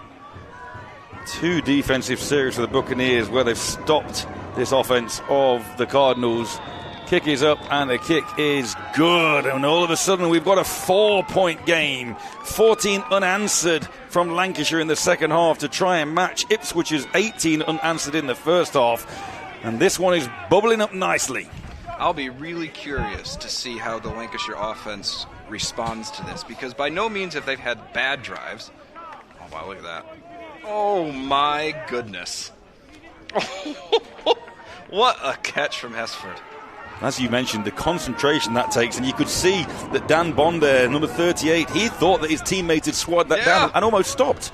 Oh, my goodness. But now this big play offense of Ipswich has tried to be a little more conservative and run some clock in their first couple of drives. Be curious if they want to try to go over the top and just try to stop this momentum before it gets out of control.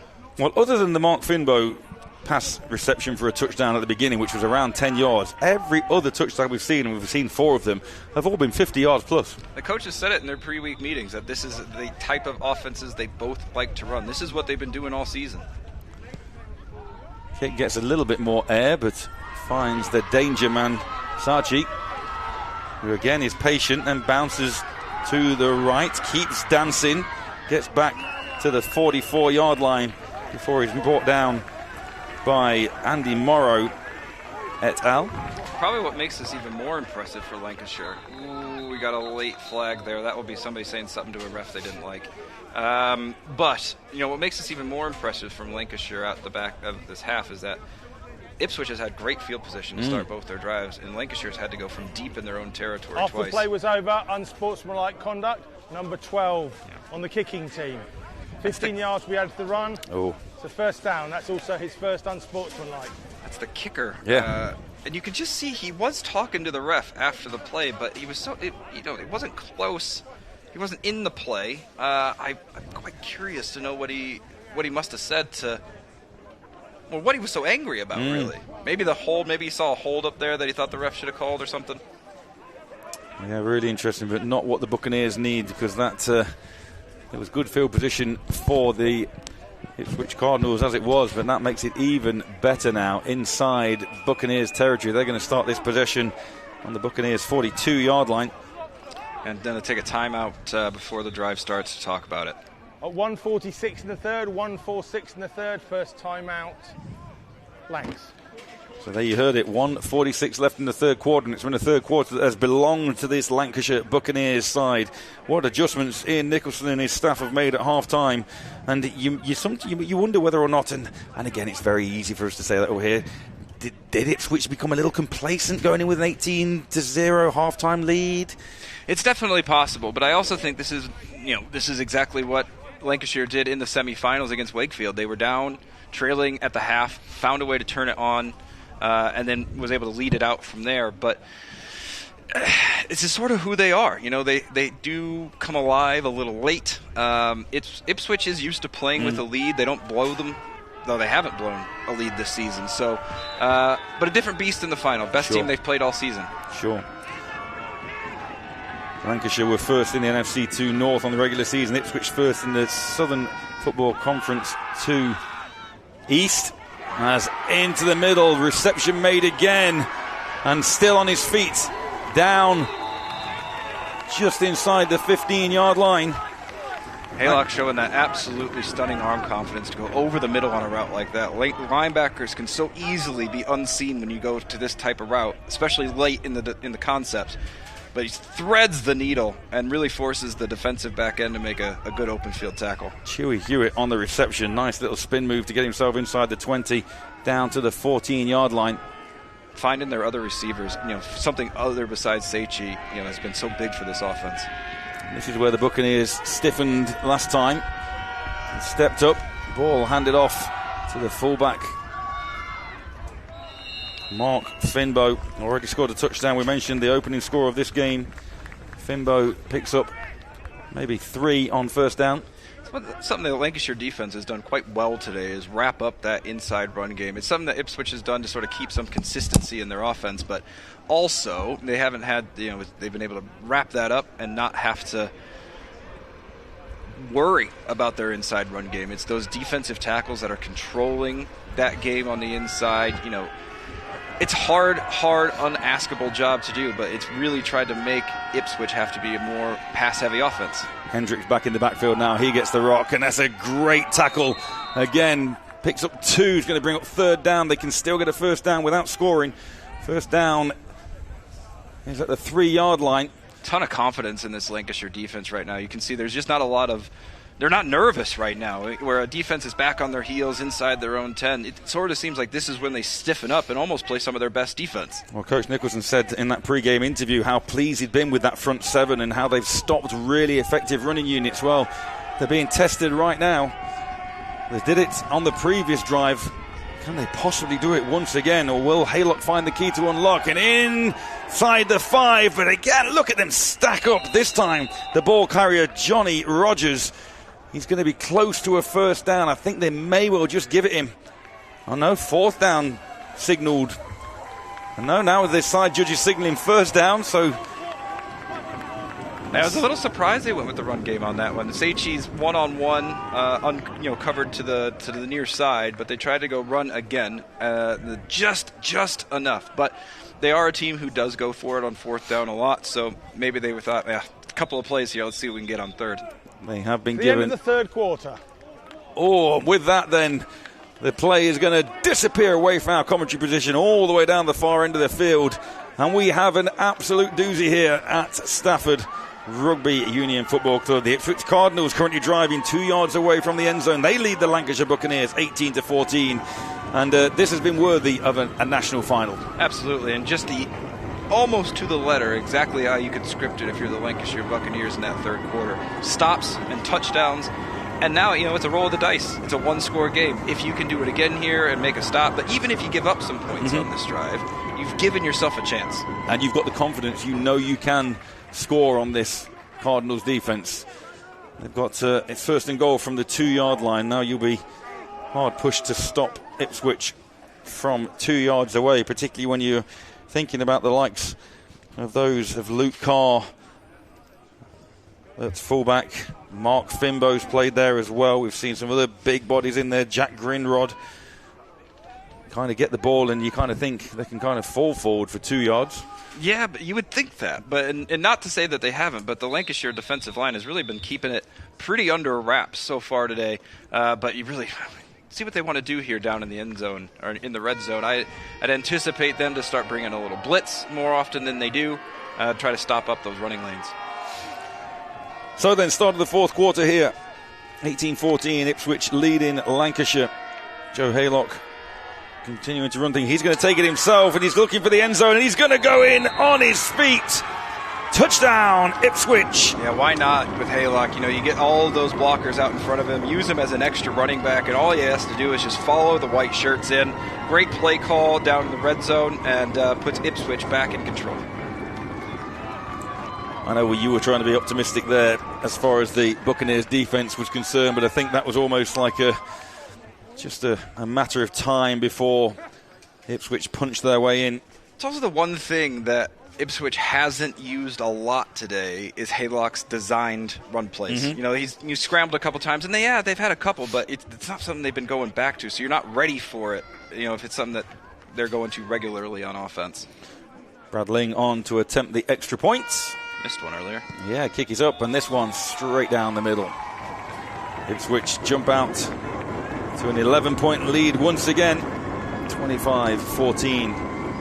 To the Ipswich Cardinals, the designated home team here today. In comparison, Lancashire's played more closer games this season. They have been in this situation. It's not necessarily trailing at this point in the game, but close games that they've had to play all 4 quarters. on the other hand, Ipswich has had some blowouts, more blowouts this season. So actually, they don't have as much experience in that 4-quarter game. But what Ipswich does have is people who've been here before, championships. I'm talking about Haylock. I'm talking about Seichi. People who have played at that high level. And such a steadying force when they've been here before. They know what this feels like. Absolutely. And they've got that big playability. Both these teams have shown that this afternoon, where they can strike from anywhere on the field. That was a nice, long, sustained drive. As you mentioned, a slightly different looking offense in the second half for the Ipswich. Not too far. I mean, they got that personal foul penalty. Well, they did. They started over midfield. Sure. They did indeed. As those little penalties really do stack up on you. You don't think they're huge at the time, but give an offense like this 15 more yards, that's a first down and more. So Brad Ling set to kick off to Hesford and Buffet. This one's going to get caught in the wind. Still a strong wind going across the field from the bottom of the screen to the top as you look on the stream. You can really see that ball tail as it was making its way downfield. I don't think the kicker wanted to do that. That's the wind just taking it. You can't do much about it. So then McDonald and the offense ready to go to work once more. They just cut the lead to 4 at one stage. Now they find it back out in an 11-point deficit with 1 quarter remaining. Go ahead there. Don't forget, coming up a little bit later, the Division 1 final. East Kent Mavericks against the Newcastle Vikings. That should be a real good one. That's always interesting when a man goes in motion and 2 men following, but the ball handed off. Good lateral pursuit by the Cardinals this time. Pick up of 2. Now, I'd like to see what Lancashire has in the tank here for maybe a 2-minute or a 4-minute offense, something where maybe they go no huddle. Sure. Because you're going to have to try to conserve some time here. They did, and they also have burned one of their timeouts already coming out of the last change of possession. Ooh, that's not good on defense. No. Thank God the play went that way, huh? Absolutely right, yes. If you've got 2 men, as mentioned it at the start of that play, you've got 2 men on defense following the man in motion. That's a little bit of a miscommunication somewhere, but no harm done. 2nd and 7. Ball handed off. Big hole over the right-hand side this time. Runner is number 22 for Lancashire. That's Maji Baramgoto. And it's a simple change in defense from Ipswich, which has actually opened up the run a little bit for Lancashire, because now with the lead, you don't want to give up anything big over the top. So Ipswich is playing 2 deeper safeties, but that's going to take a man out of the box, and that's right where Lancashire feels they can attack. They got to do it quick. Taking this much time in the huddle is zapping time away, but you don't have to abandon the run yet. Baramgoto, the latest ball carrier in that Lancashire backfield. We've seen Gill. We've seen Little. We've also seen Tom Kearns a little bit. Back to the air this time, though. Play action over the top. There's a man there, and that's well defended. No flags. Double coverage. And one of the defenders there was Jack Lake. Ryan Cayley was the safety over the top. There was trips to the other side of the field. They do have 2 safeties, but that puts Cayley in the middle of the field. He has to work all the way over to the sideline, and that ball hangs up just enough to give Cayley the time to get there, right there. But also great coverage from the corner. I think that would have been a hard catch either way, but really good coverage from the safety. Love to see that at the end of the play as well. The guys recognizing game, getting up, shaking hands and showing the respect. And again, all the under-16s yesterday, we had a great tournament here with 8 teams coming up, and that was played in real good spirits as well, as this one has been today. So, 2nd and 10. Buccaneers not afraid to take a shot. Ball handed off again. That one going nowhere. Baramgoto on the carry. Surprised to see if you're going to run the ball. I think running the ball, good idea in this situation, especially if Ipswich is going to back off a little bit. But you need to have another play ready quickly, especially if that run play doesn't go very far. Because right now you're burning 20, 30 seconds between plays, and that's all stacking up when you do need 2 scores to get back into this one. So I think Lancashire will probably go to the air a little bit more, but we'll definitely need to here on 3rd and 12. Okay. There's a big 3rd and 12 coming. Double motion. I think that one's going to stop. Yeah, they had a player from one side and a player on the other side. Both went in motion at the same time.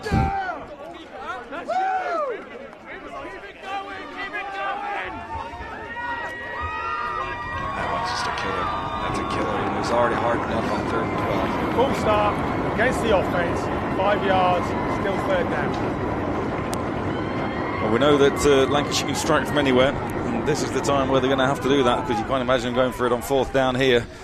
They've been going to the sidelines a lot for their deep shots, but right now Ipswich has 2 deep safeties playing a deep cover 2, and the space is actually in the middle, so it might be one of those slot receivers right to the middle of the field. Far left of your screen there. He's looking over, and a great call, Taylor, to the middle it is, and that's going to be a pickup close to a 1st down. It looks like where the side judge is, he's got that 1st down. And they find the seam down the middle and they move the chains. It's like a little double slants. They actually had a lead blocker out in front because they threw to the underneath, which actually put one of the other receivers out front. Really nice play call in a situation where you had to have one. Nice clean pocket as well there. You can see McDonald has time for Bobbles to snap himself a little bit, but a clean pocket to step into. Fires in a dart down the seam. And backed off coverage in that long passing situation, took advantage of it. 1st down. That double end around again. Oh, and it's a pass. Oh, and it's picked off. Cayley this could be going the other way. Makes the first man miss. Down the sideline, inside the 20, all the way down to the 17-yard line. And what a takeaway. Ryan Cayley. That they tried to go with the trick play. They ran something similar in the first half, but it was successful. They go with that lot of motion in the backfield, try to pop somebody out at the end. Lafoe was open. Cayley stayed with the play, didn't over pursue, and was right there when he had to be. Almost took it out of the hands with the receiver. Such good timing. Kept his eyes up, and then a really nice return. Ipswich takes control. And that could be the straw that breaks the camel's back here for the Buccaneers, particularly if Ipswich can convert this brilliant field position given to them by Ryan Cayley. Like you said, such good discipline to stay at home back there as a safety and not bite on that double end around. 12 minutes remaining in the 4th quarter. Can Ipswich find the dagger, the nail in the coffin? There's time still, but you got to come up with a stand here. Haylock hands the ball off on 1st down. Ooh, those gaps getting a little bit bigger for that Ipswich run game. Just it's that momentum that we talked about. You know, it's so hard to maintain it when against the run of play, and even as good as that Lancashire defensive line is, everybody's susceptible. Johnny Rogers on the carry on 1st down, and kind of knocks the wind out of the sails of the Buccaneers as well. You know, they put that big 1st down play, and the very next play they find themselves going back towards their own goal line. Defense for Lancashire has been out there a lot in the second half, tired legs. Haylock then, 2nd and short, to the ground once again. They'll just keep pounding the rock.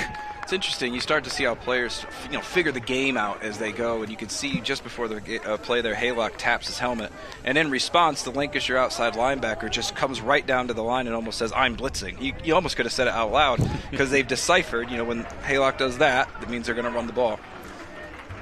That was Nat Dobson on the carry. First time we get to call his name this afternoon.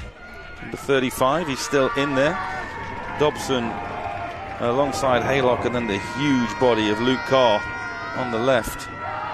Dobson once again. Great tackle. Scythe down. We've called his name a couple of times. He had an interception in the first half. That's Tom Salerno. He just went right around the block. Why take it on when you can just go right around him and still is able to hang on to the tackle? You see him here. Sees the block coming, darts right around it, and frankly, I don't think the fullback saw him either. Nope. Indeed not. Salerno with a big stop, but look how close they are to the goal line there. They're only 2 yards away. I keep getting fooled by this. I had it wrong earlier, too. Yeah, I thought they're 7 yards. Oh, no, it's just 2. Yep. Imagine they're going to go right back to pounding it up inside. So when you got a fullback like, they're going to motion him out. So Carr in motion. Single back now then alongside Haylock. And is it Haylock going to run himself? He tucks it, he runs, he finds a seam. He goes in for his 2nd rushing touchdown of the afternoon. And the Ipswich Cardinals begin to pull away. It's a big defensive key when somebody that big motions out. You can almost guarantee that's where the ball's going somehow, some way. And a nice play by Haylock. He hasn't had to use his legs a ton today, but when he has, he's been decisive and he's done it well. So 3 touchdowns through the air for Haylock, 2 on the ground. MVP candidate right there, particularly with his team now opening up a 17-point lead with the extra point to come. I think it can be really hard in these finals games because, as we just see the extra point added, both these teams have been promoted for next season. This is an exhibition game, sort of, in the big picture. So it can be one of those when it creeps into starting getting down. Well, this game doesn't matter. You just want to do your best. But for the team winning, it will not feel that way at all. Absolutely not. Absolutely. Most points that the Ipswich Cardinals scored in the playoffs so far was 33. Beat the Swindon Storm 33-6. They're just 1 point away from that now. After that latest Haylock rushing touchdown and the extra point from Bradley. 32-14 here. Well, we did have a game not so long ago. It was a 4-point lead, and like we mentioned, that prolific offense helped, it must be said, by the Ipswich Cardinals defense. That big return by Ryan Cayley on the interception kind of knocked the wind out of the sails a little bit. And I don't think Lancashire has much to hang their heads about. I mean, you go back to that interception, it was centimeters of difference, right? That ball's just in a slightly different spot. Cayley isn't right there when he needs to be. But kind of how the day's gone, it's just been Ipswich is that one step ahead. Ball sails into the end zone for a touchback. 8 minutes and 50 left in the ball game. Well, whatever Lancashire has in the playbook, I'm pretty sure you're about to see it right now. Yeah, you've got to empty it, haven't you? You've got to completely empty that.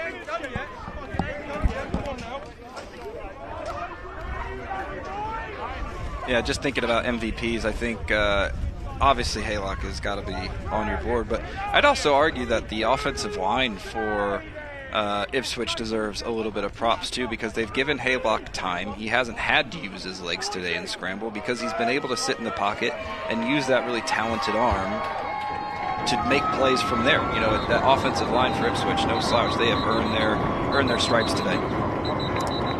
Again, this looks like possibly this is going to be a delay of game penalty. In that way against the Buccaneers. And it's like you said, it's hard at this stage. It's been a long season. They've already secured promotion, both teams, like you've mentioned, and now to be 32-14 down. It's hard for these last 8 minutes or so to get into trying to play, but here's a referee.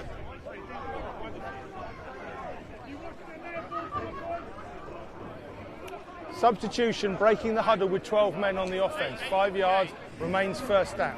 Especially when you're trying to get some new players in the ball game here at the end. Those little mistakes can happen. If I'm Lancashire, I'm kind of let's try and slip toward Maybe that's what. Maybe we can beat them with 12 on this drive. But anyway, Joe, kind of good at this stage as well to maybe get some of these fringe players in, a little bit of experience in a bowl game, ready for next season. But Jordan McDonald still leading under centre now. Hands the ball off on first down. Nice little hole opens up. And that's been the Lancashire run game today. 4 or 5 yards of carry, but pretty reliable. But like I was saying on the last drive, this right here, going back to the huddle, burning a lot of time. It's a simple thing to train for, but maybe have a couple of plays so we can go from one to the next without burning all that time in the huddle. Sure, just put that defense on the back foot a little bit as well. Amor Gill with the carry on first down. Going to be some big celebrations on the way back to Ipswich tonight, unless there's a miraculous turnaround here. Second down, ball handed off again to Gill, and he's going to be stopped in the backfield. Loss of 1 on the play. Yeah, that Ipswich defense, you can see it on that one, just flowing to the ball almost as a single wall. And when you're running that zone defense or zone running offense, you're looking for that little wiggle room, that little bit of daylight. Just never developed. Another big third down play, 3rd and 12 behind the sticks. Going to the air, possibly going to be looking for Buffoni again, or maybe down the middle like you called last time. rather than taking that sideline shot. Well, it's 4 down territory. It's got to be. And I think if you're trying to just manage this game a little bit, you don't need all 11 or 12 yards here. You can get 5 or 6 and make it a manageable 4th down. Sure. To the air then, rolling to his right. Hits Buffo, and Buffo gets hit immediately. Great open field tackle that time by Miles, all up. And, I don't think Buffo helped himself on that route. He didn't attack that and then come back to it. He sort of just stayed there. So I think as soon as he caught that, he was a little bit flat-footed. Didn't get out of that break super aggressively. But a great tackle coming in from the backside. The ball was kind of on his back shoulder, and he kind of forced him to turn that way rather than flowing towards the sideline. So 4th down. Looks like the punter is coming on. So they did pick up 3 or 4 on that play, but still 4th and 9, a tough proposition. So Ipswich going to get the ball back once again.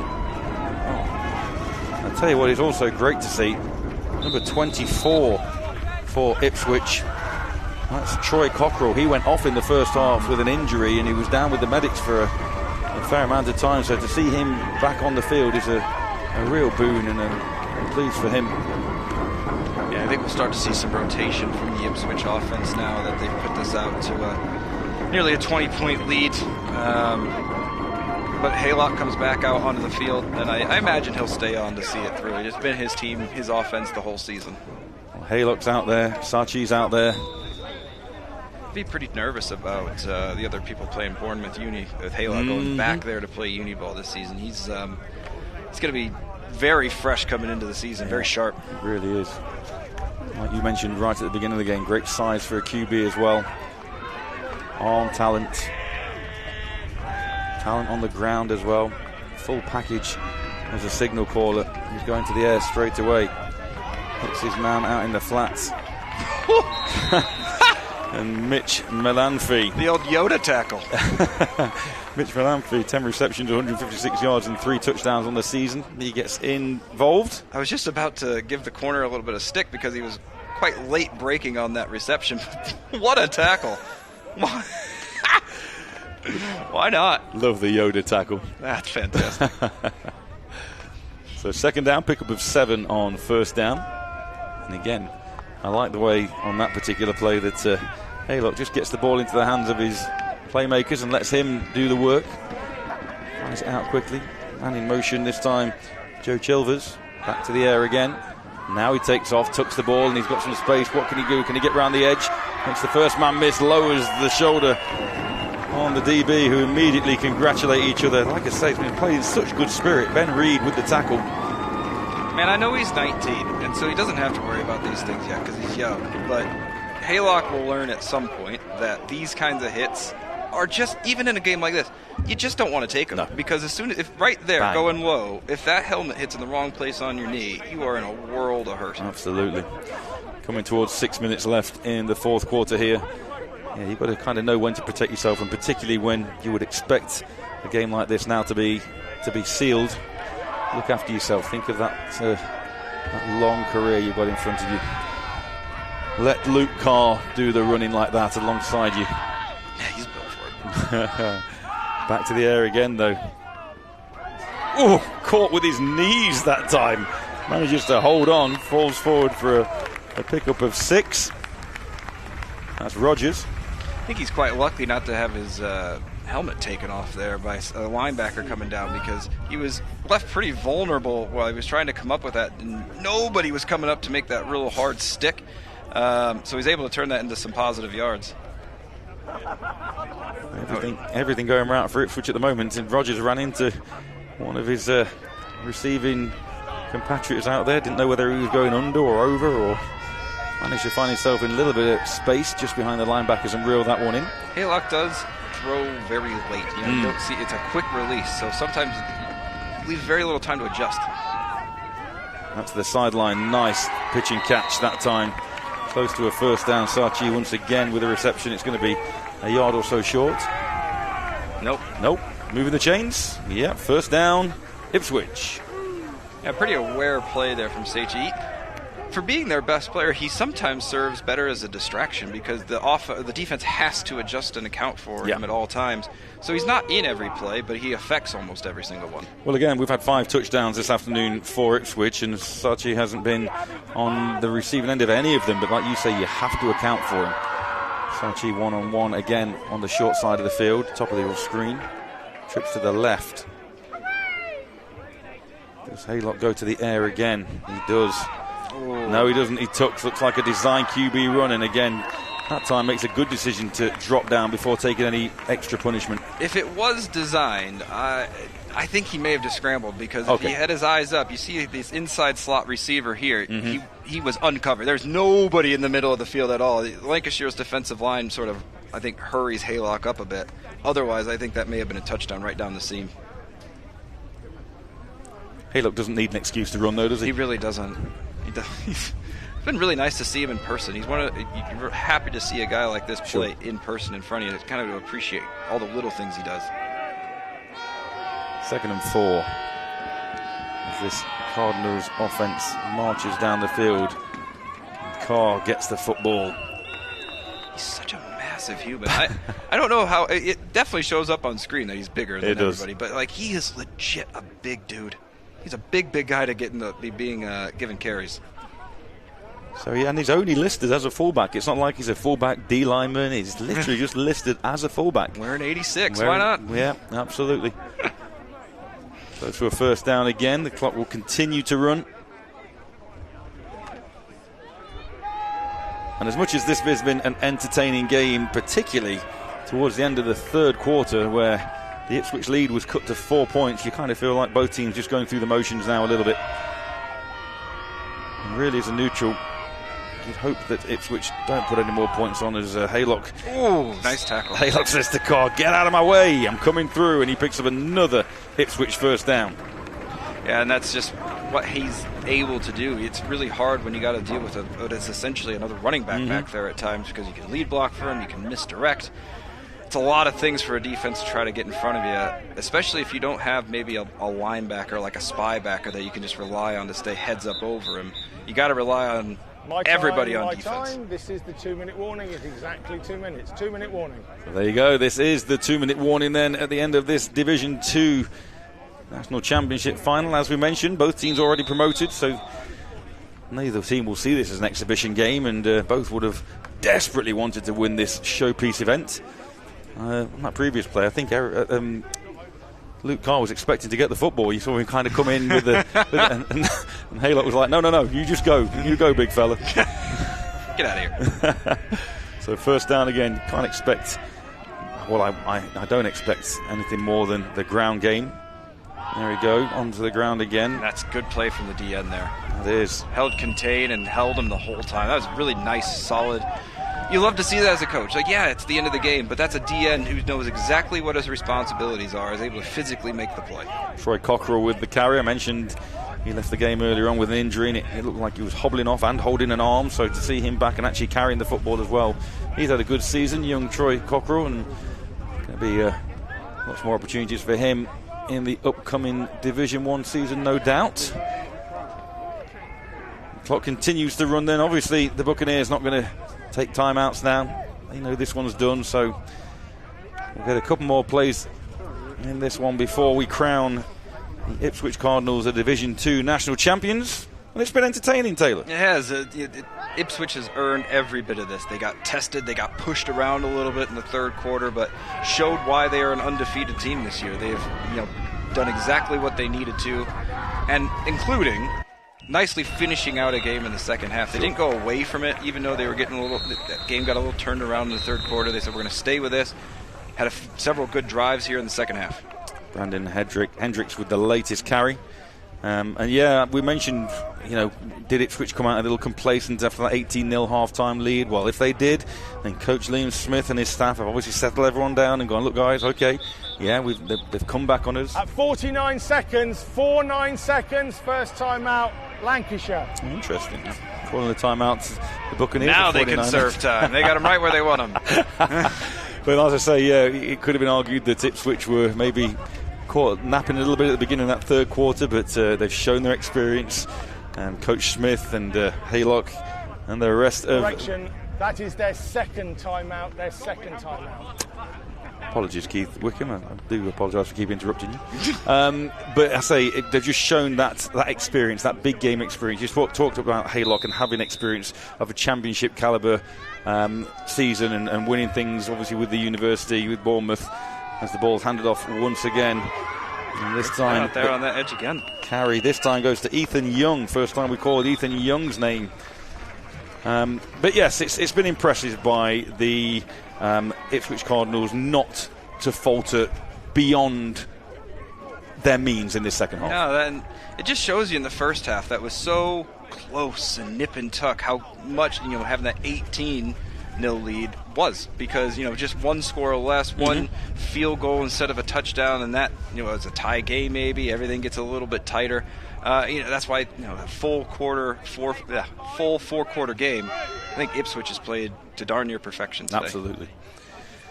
Just a reminder, stay with us. A little bit later this afternoon, we've got the Division 1 final to look forward to between the East Kent Mavericks and the Newcastle Vikings. The ball handed off again to Rogers.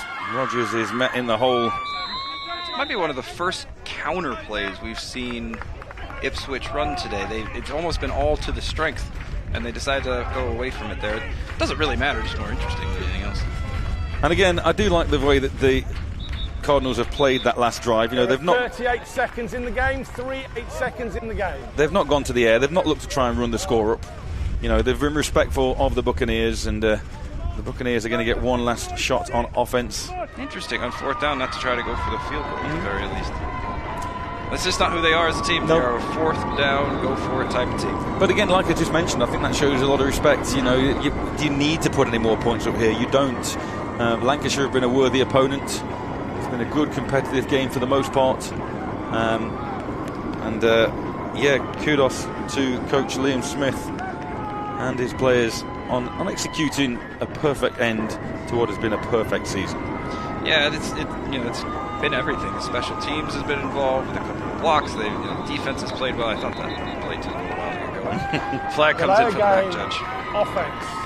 5 yards, remains first down. Clock was not running. There are no clock options. So Elliot Denton Singh now in at quarterback. A good day for Jordan McDonald on the whole. Yeah, I thought he showed a lot of heads-up play. Pretty courageous in there as well, sticking in the pocket when he needed to, able to use his legs when he needed to. Not a whole lot you can put on him. Yeah, maybe an interception, but I thought he led the offense well today. 2 touchdown passes for McDonald. Ball handed off then. First man there for Ipswich is Connor Phimister. That should be just about that.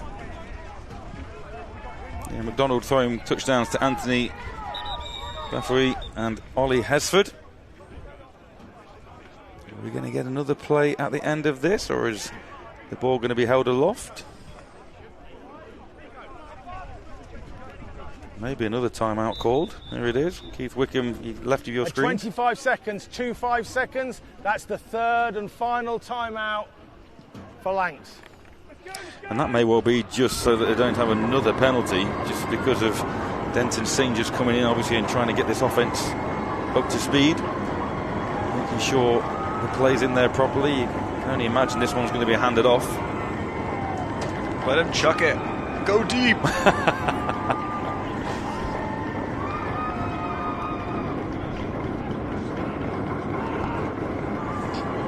Taylor, 5,000 views on this stream. Hey, that's pretty good. And it's been a worthy game. It really has. The ball is handed off to finish this one out. Oh, get it nearly a rip there. I think Ipswich was pulling on it, and I think that may have come out. Nice rip from behind by the big defensive lineman. I think that was Niall Simmons, who came in from behind and was able to rip that one out just before the running back went down. Yeah, Lucas Bennett, the fullback on the carry. I think regardless, is that going to be... It doesn't look like they're going to turn the ball over. The offense is staying out there. Defense staying out there. Here comes Bennett. That is the end of the game. And as you see the replay there, we see the celebrations explode on the Ipswich sideline as the Ipswich Cardinals are crowned Division 2 national champion for 2026. as they defeat the Lancashire Buccaneers by a score of 32-14. And as I mentioned earlier, a very, very entertaining game, and a game worthy of a final. Yeah, congrats to the Cardinals. Complete game today. Everybody had to come and put in a shift. It was a long way to come for a final. They showed up, played hard the whole game, had a great first half, and was able to cap it here in the fourth quarter. Congratulations. Absolutely. We need to kind of have a consideration, start talking a little bit MVP-wise, and there's a number of candidates in there. Luke Willis with 2 receiving touchdowns. Mark Fimbo in there.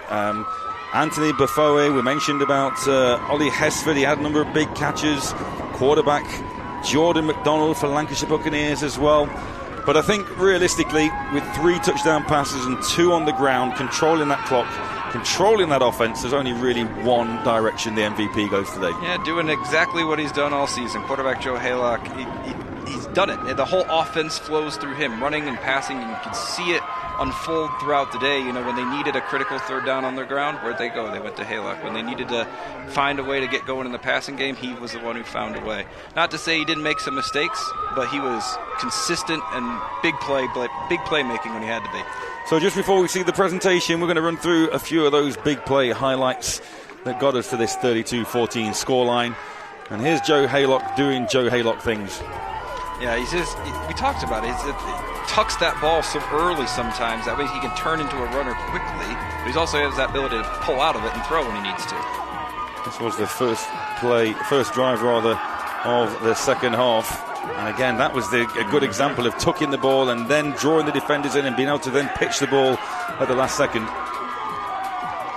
Well, and you just see here, Haylock had time today, and that offensive line just put in a shift. Lancashire's defense played really good against the run, but they did not generate tons of pressure on the quarterback today. And that was the first drive of the second half, where Lancashire came up big, and then they came down on their ensuing possession and went upstairs and found Bafoe. Look at that, man. Just putting it out there for your receiver to go make a play. Initially, we thought maybe it was going to come back for an offensive pass interference. It was waved off and got Lancashire right back in the ballgame. Extra point was good. That was big number 90, Ryan Easton, adding the extras. And then Haylock again tried to put the game on his shoulders and again moved the ball effectively, but they couldn't punch it in again.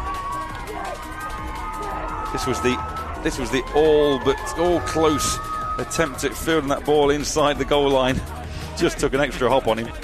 Yeah, it's a tough one. And then the second unanswered touchdown. Beautifully done by Ollie Hesford. He had a tough day, Hesford. He dropped got called for a couple of offensive PIs, but he got his rewards on that one, and then things got close. With this extra point, was a 4-point lead. Well, it was Ryan Cayley who was coming over to try to make that play at safety, who missed it by about an inch, but he comes back later and makes what is a game-sealing interception. Nice play again across the middle. You called that one, going over the middle to Chewy Hewitt. Great name, Chewy Hewitt. We talked about the Yoda tackle, but Chewy's in the game as well. And then Haylock, his first of his 2 scores on the ground. Yeah, and that's exactly what we were talking about. When he can be that designed running back, he had 2 lead blockers out in front of him, plus another offensive lineman. You're not going to stop that from the 2. That took the score up to restored the 11-point advantage, and then try as they might, the Buccaneers kind of looked to try and get things going, but that Cardinals defense just stiffened and put in a champ. And here's the interception. You know what, Cayley, I know we already gave the MVP. Yeah. Cayley was huge in the second half. And here is the Cayley interception.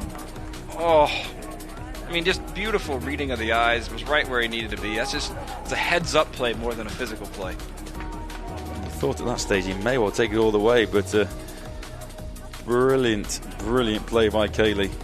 Then some really good defense by the Lancashire Buccaneers, but that was almost just the inevitable waiting to happen. Yeah, and I have to say the red zone offense from Ipswich got better as the day went on. They got more patient with the run and gave it several cracks, it's what proved the right recipe. Haylock scampers in for his second score of the afternoon. 3 through the air for Haylock, 2 on the ground. Extra point was good once again, which gave us our final 32-14 scoreline. And then the Buccaneers try as they might. Bafoe again with the reception. Great defense and a great open field tackle again from Miles. All up it seemed like Lancashire just sort of ran out of tricks up their sleeve. They just didn't quite have enough playmakers or the big plays to get back in this one. And then the ball control offense right at the end to just see out the clock for the Ipswich Cardinals. And that was that. And a great job by the Ipswich offense, keeping the ball in the fourth quarter, driving, and not giving Lancashire a chance really to get back into this one any more than they had. It was, the defense made the stops when they had to, but that offense made sure there wasn't much time to do it. A really great final, a final that ebbed and flowed one way then the other, and it looked like Ipswich were going to run away with it at one point, 18-0 at half-time. Lancashire, as we've mentioned, showed a lot of bottle, a lot of metal to get themselves back into it and narrowed that lead to 4 points at one stage before the Cardinals then found another gear and behind the play calling of Sean Jeffries. Kaylee over there raising the trophy to the fans. Yeah, obviously. Well, not the trophy. No, I was going to say, sign. Yeah. He must have something, but the presentation's not been made just yet. Joe Walker down there about to make the presentations. The sign said Cardinals. Thank you to our producer. Thank you. Well, I'm glad it said Cardinals and wasn't holding up a Buccaneers sign. That would have been embarrassing. But nevertheless, again, I've said it before, it's been played in such a good spirit. Hats off to the Lancashire Buccaneers on a very successful season. Again, promotion to Division 1. And that would have been their aim at the outset of the season. So like you said, it's kind of a bittersweet end to this one. Senior football nearly went away in Lancashire. The Wolverines went down. There was kind of a void there. It's only been 3 years where they've had this new iteration of this adult team together, and they've improved every season, and now they get their chance to go up against some stiffer competition in Div 1. Might have a local rivalry with like the Yorkshire Rams right nearby. Could be a really interesting division in that Div 1 North next year. Yeah, it really could. And the standard, obviously, of football just growing all the time, the amount of people participating. If you've been watching this and you're a neutral and you're interested in getting involved, get onto the BAFA website. There are so many opportunities in this game, whether you're on the staff of a particular team, helping out from an equipment point of view, or running finances, or recruitment, or coaching, obviously playing if you're still of that age. A lot of opportunities to get on like media teams as well, like especially if social media is kind of your thing. A lot of opportunity to get out there, because that's what these amateur clubs need, is they need more eyeballs. But oftentimes there's so many people that are involved with the team that are on field, and they need people that are able to make that content and help spread the word. From our point of view as well, when we're calling games like this, teams who have statisticians who can keep track of stats, it just makes our life so much easier, and we can bring more information down to you guys and everybody. These guys love being on a stream, love being on TV, and when we can call people's names out and give them the kudos that they deserve. And again, we've called a handful of players out this afternoon, but all those guys there in red deserve credit. I mentioned to you before we started this game, I love all sport, but I still so much see American football as the ultimate team sport. Every single play, if you don't do your job, a play can break down. So it's a total team effort every single time the ball's snapped. It is one of those consistent things where if I watch American football with maybe a friend or something who hasn't seen the game before, they're always like, oh, there's so many people on the sideline. They actually play. And yes, they do, because you have to come in and do maybe you only get 5-6 snaps a game, but you got to come in and be right up to game speed right away, and that's such a difficult thing to do. And the unfortunate nature of the sport is it's very much down to injuries and the physical nature of the sport. You're only ever one snap away from getting on the field yourself. It's absolutely true, and that's why you get sometimes young players can get frustrated. Maybe they just take up the sport a couple of years and they don't see as much of the field as they would have liked, but it does take that time to figure this game out. And what I really like to see is Div 2 final was played to such a high physical standard, good plays being made. It wasn't 3 yards in a cloud of dust all day. It was go down the field, go make plays, which maybe shows the direction of British American football a little bit. It's becoming a little bit more wide open. Well, I've been calling these games for a number of years now, and the quality of Division 2 football has increased significantly, and that obviously goes hand in hand with Div 1 football and Premiership football, and the fact that the university game at the moment is so prolific, and there's a real hotbed of talent in there. We talked about Haylock and playing for Bournemouth, and obviously with the success he's had there. So yeah, just British American football in this country. You think about now the London Warriors out in the AFLE, the new London Guard team that's been announced for the AFE for next season. British American football continues to rise. The flag side of things, with the women's Great Britain flag team just missing out on Olympic qualification this time. The men putting in a really good performance as well in the recent World Championships. The women's game, you'll see the final of that next weekend as well. That's going from strength to strength. The under-19s, the final of that next weekend. The Nottingham Caesars and the London Blitz, I believe, are in that one. It's just football in general in the UK is just developing so quickly. It is, and it's the right time for it as well, because there's more eyes on this sport internationally than there's ever been. And frankly, you got to have the player base to keep going. You got to have the coaches to do it. And what you're starting to see is, British American football has been around a little while now. There are a lot of players who are maybe been playing for quite some time who are starting to age out and becoming those coaches. And when you talk about a culture developing around a sport in a country, that's what you need, is people who are around it long enough to. So it's not Americanized so much. It becomes its own distinct British version of, and I think you're starting to get that now with how long this game around is, how many people are playing it and getting involved. Absolutely. Been a brilliant weekend here so far. We've still got the Division 1 game to go. Remember, those two teams have both been promoted as well, so we called this a little bit of an exhibition game. That one is as well, but the nice thing so far is the weather has really held off, and it looks like the forecast may have changed again, and we may have dry conditions for that Division 1 game later. Boring. God, need to get some rain up in here. Come on now. I've had a couple of people alongside me and just mouthing, "Why would you say that? Why would you say that?" Anyway, it's been great so far as we see the Ipswich Cardinals collecting their medals from Joe Walker. And we're shortly going to announce the MVP. We've already told you who that award is going to be going to. We're pretty sure it's going to be quarterback for the Ipswich Cardinals, Joe Haylock, with his 3 touchdown passes and 2 touchdowns on the ground this afternoon. And then we'll see the Cardinals lift that Division 2 trophy. But yeah, great advert for British American football here this afternoon. Not just the quality, but the spirit as well. Yeah, I mean, it got chippy at times, and it's gonna in a game like this. But you saw a lot of times there was hands being offered to get up, little tap on the back when they had a good hit. And all told, this is just about as good a game as you could get in a situation like this. It played up right to that competitive level that you want it. You can't see this on the screen, but from our viewpoint, you can see, again, the respect. The Lancashire Buccaneers are literally just off screen to the right there, watching the celebration there. You can see that from the wide shot. So Lancashire, they're showing the respect that they've shown all game as well, recognising the achievements of those Ipswich Cardinals. I don't think they have anything to hang their head about. Yeah, it sucks to see somebody get your first place trophy, but I mean, they've put in a shift this season, and frankly, I think if I was on Lancashire's sideline, I would feel like Ipswich earned it. They beat us, and that's okay. But it wasn't down to the ref's bad call or some bad luck or something like that. Ipswich earned it. Yeah, no, I totally agree, and we mentioned as Joe Walker now is about to announce the MVP, and you'll hear the crowd go crazy as Joe Haylock, quarterback number 1, receives the accolades. 3 touchdown passes, 2 touchdowns on the ground for him, and he takes the Division 2 MVP award for this one. And now the silverware for the team can be handed over. I wonder where the trophy goes. Where do they keep it, you reckon? Like the head coach's house?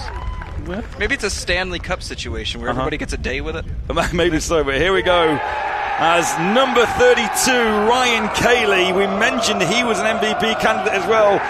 He raised the trophy aloft that sees the Ipswich Cardinals crowned Division 2 national champions for 2026. And puts a cherry on the top of their perfect season. They were 8-0 in the regular season. They then took down the Swindon Storm in the quarterfinals. Just managed to see off the Plymouth Vanguard by a point in the semi-finals. And have finished the job here in Stafford to put the finishing touches to a perfect season. Taylor, it's been an absolute pleasure working with you this afternoon, and we've witnessed a great game here as well. Yeah, man, same here. What a great opportunity to work with you. We got a great game to call. Happy to be back again. Yeah, but it'd be brilliant to work with you again in the future. Stay tuned as we see the Cardinals celebrate with their fans. We're going to be back in the not too distant future, well, maybe in an hour or two, for the Division 1 national game. But from Taylor, myself, everyone here at British American Football Association, to our producers Tom and Alex, thank you, and our cameraman as well, Ellis. We're going to bid you farewell, but don't go away. The Division 1 finals coming next. See you soon.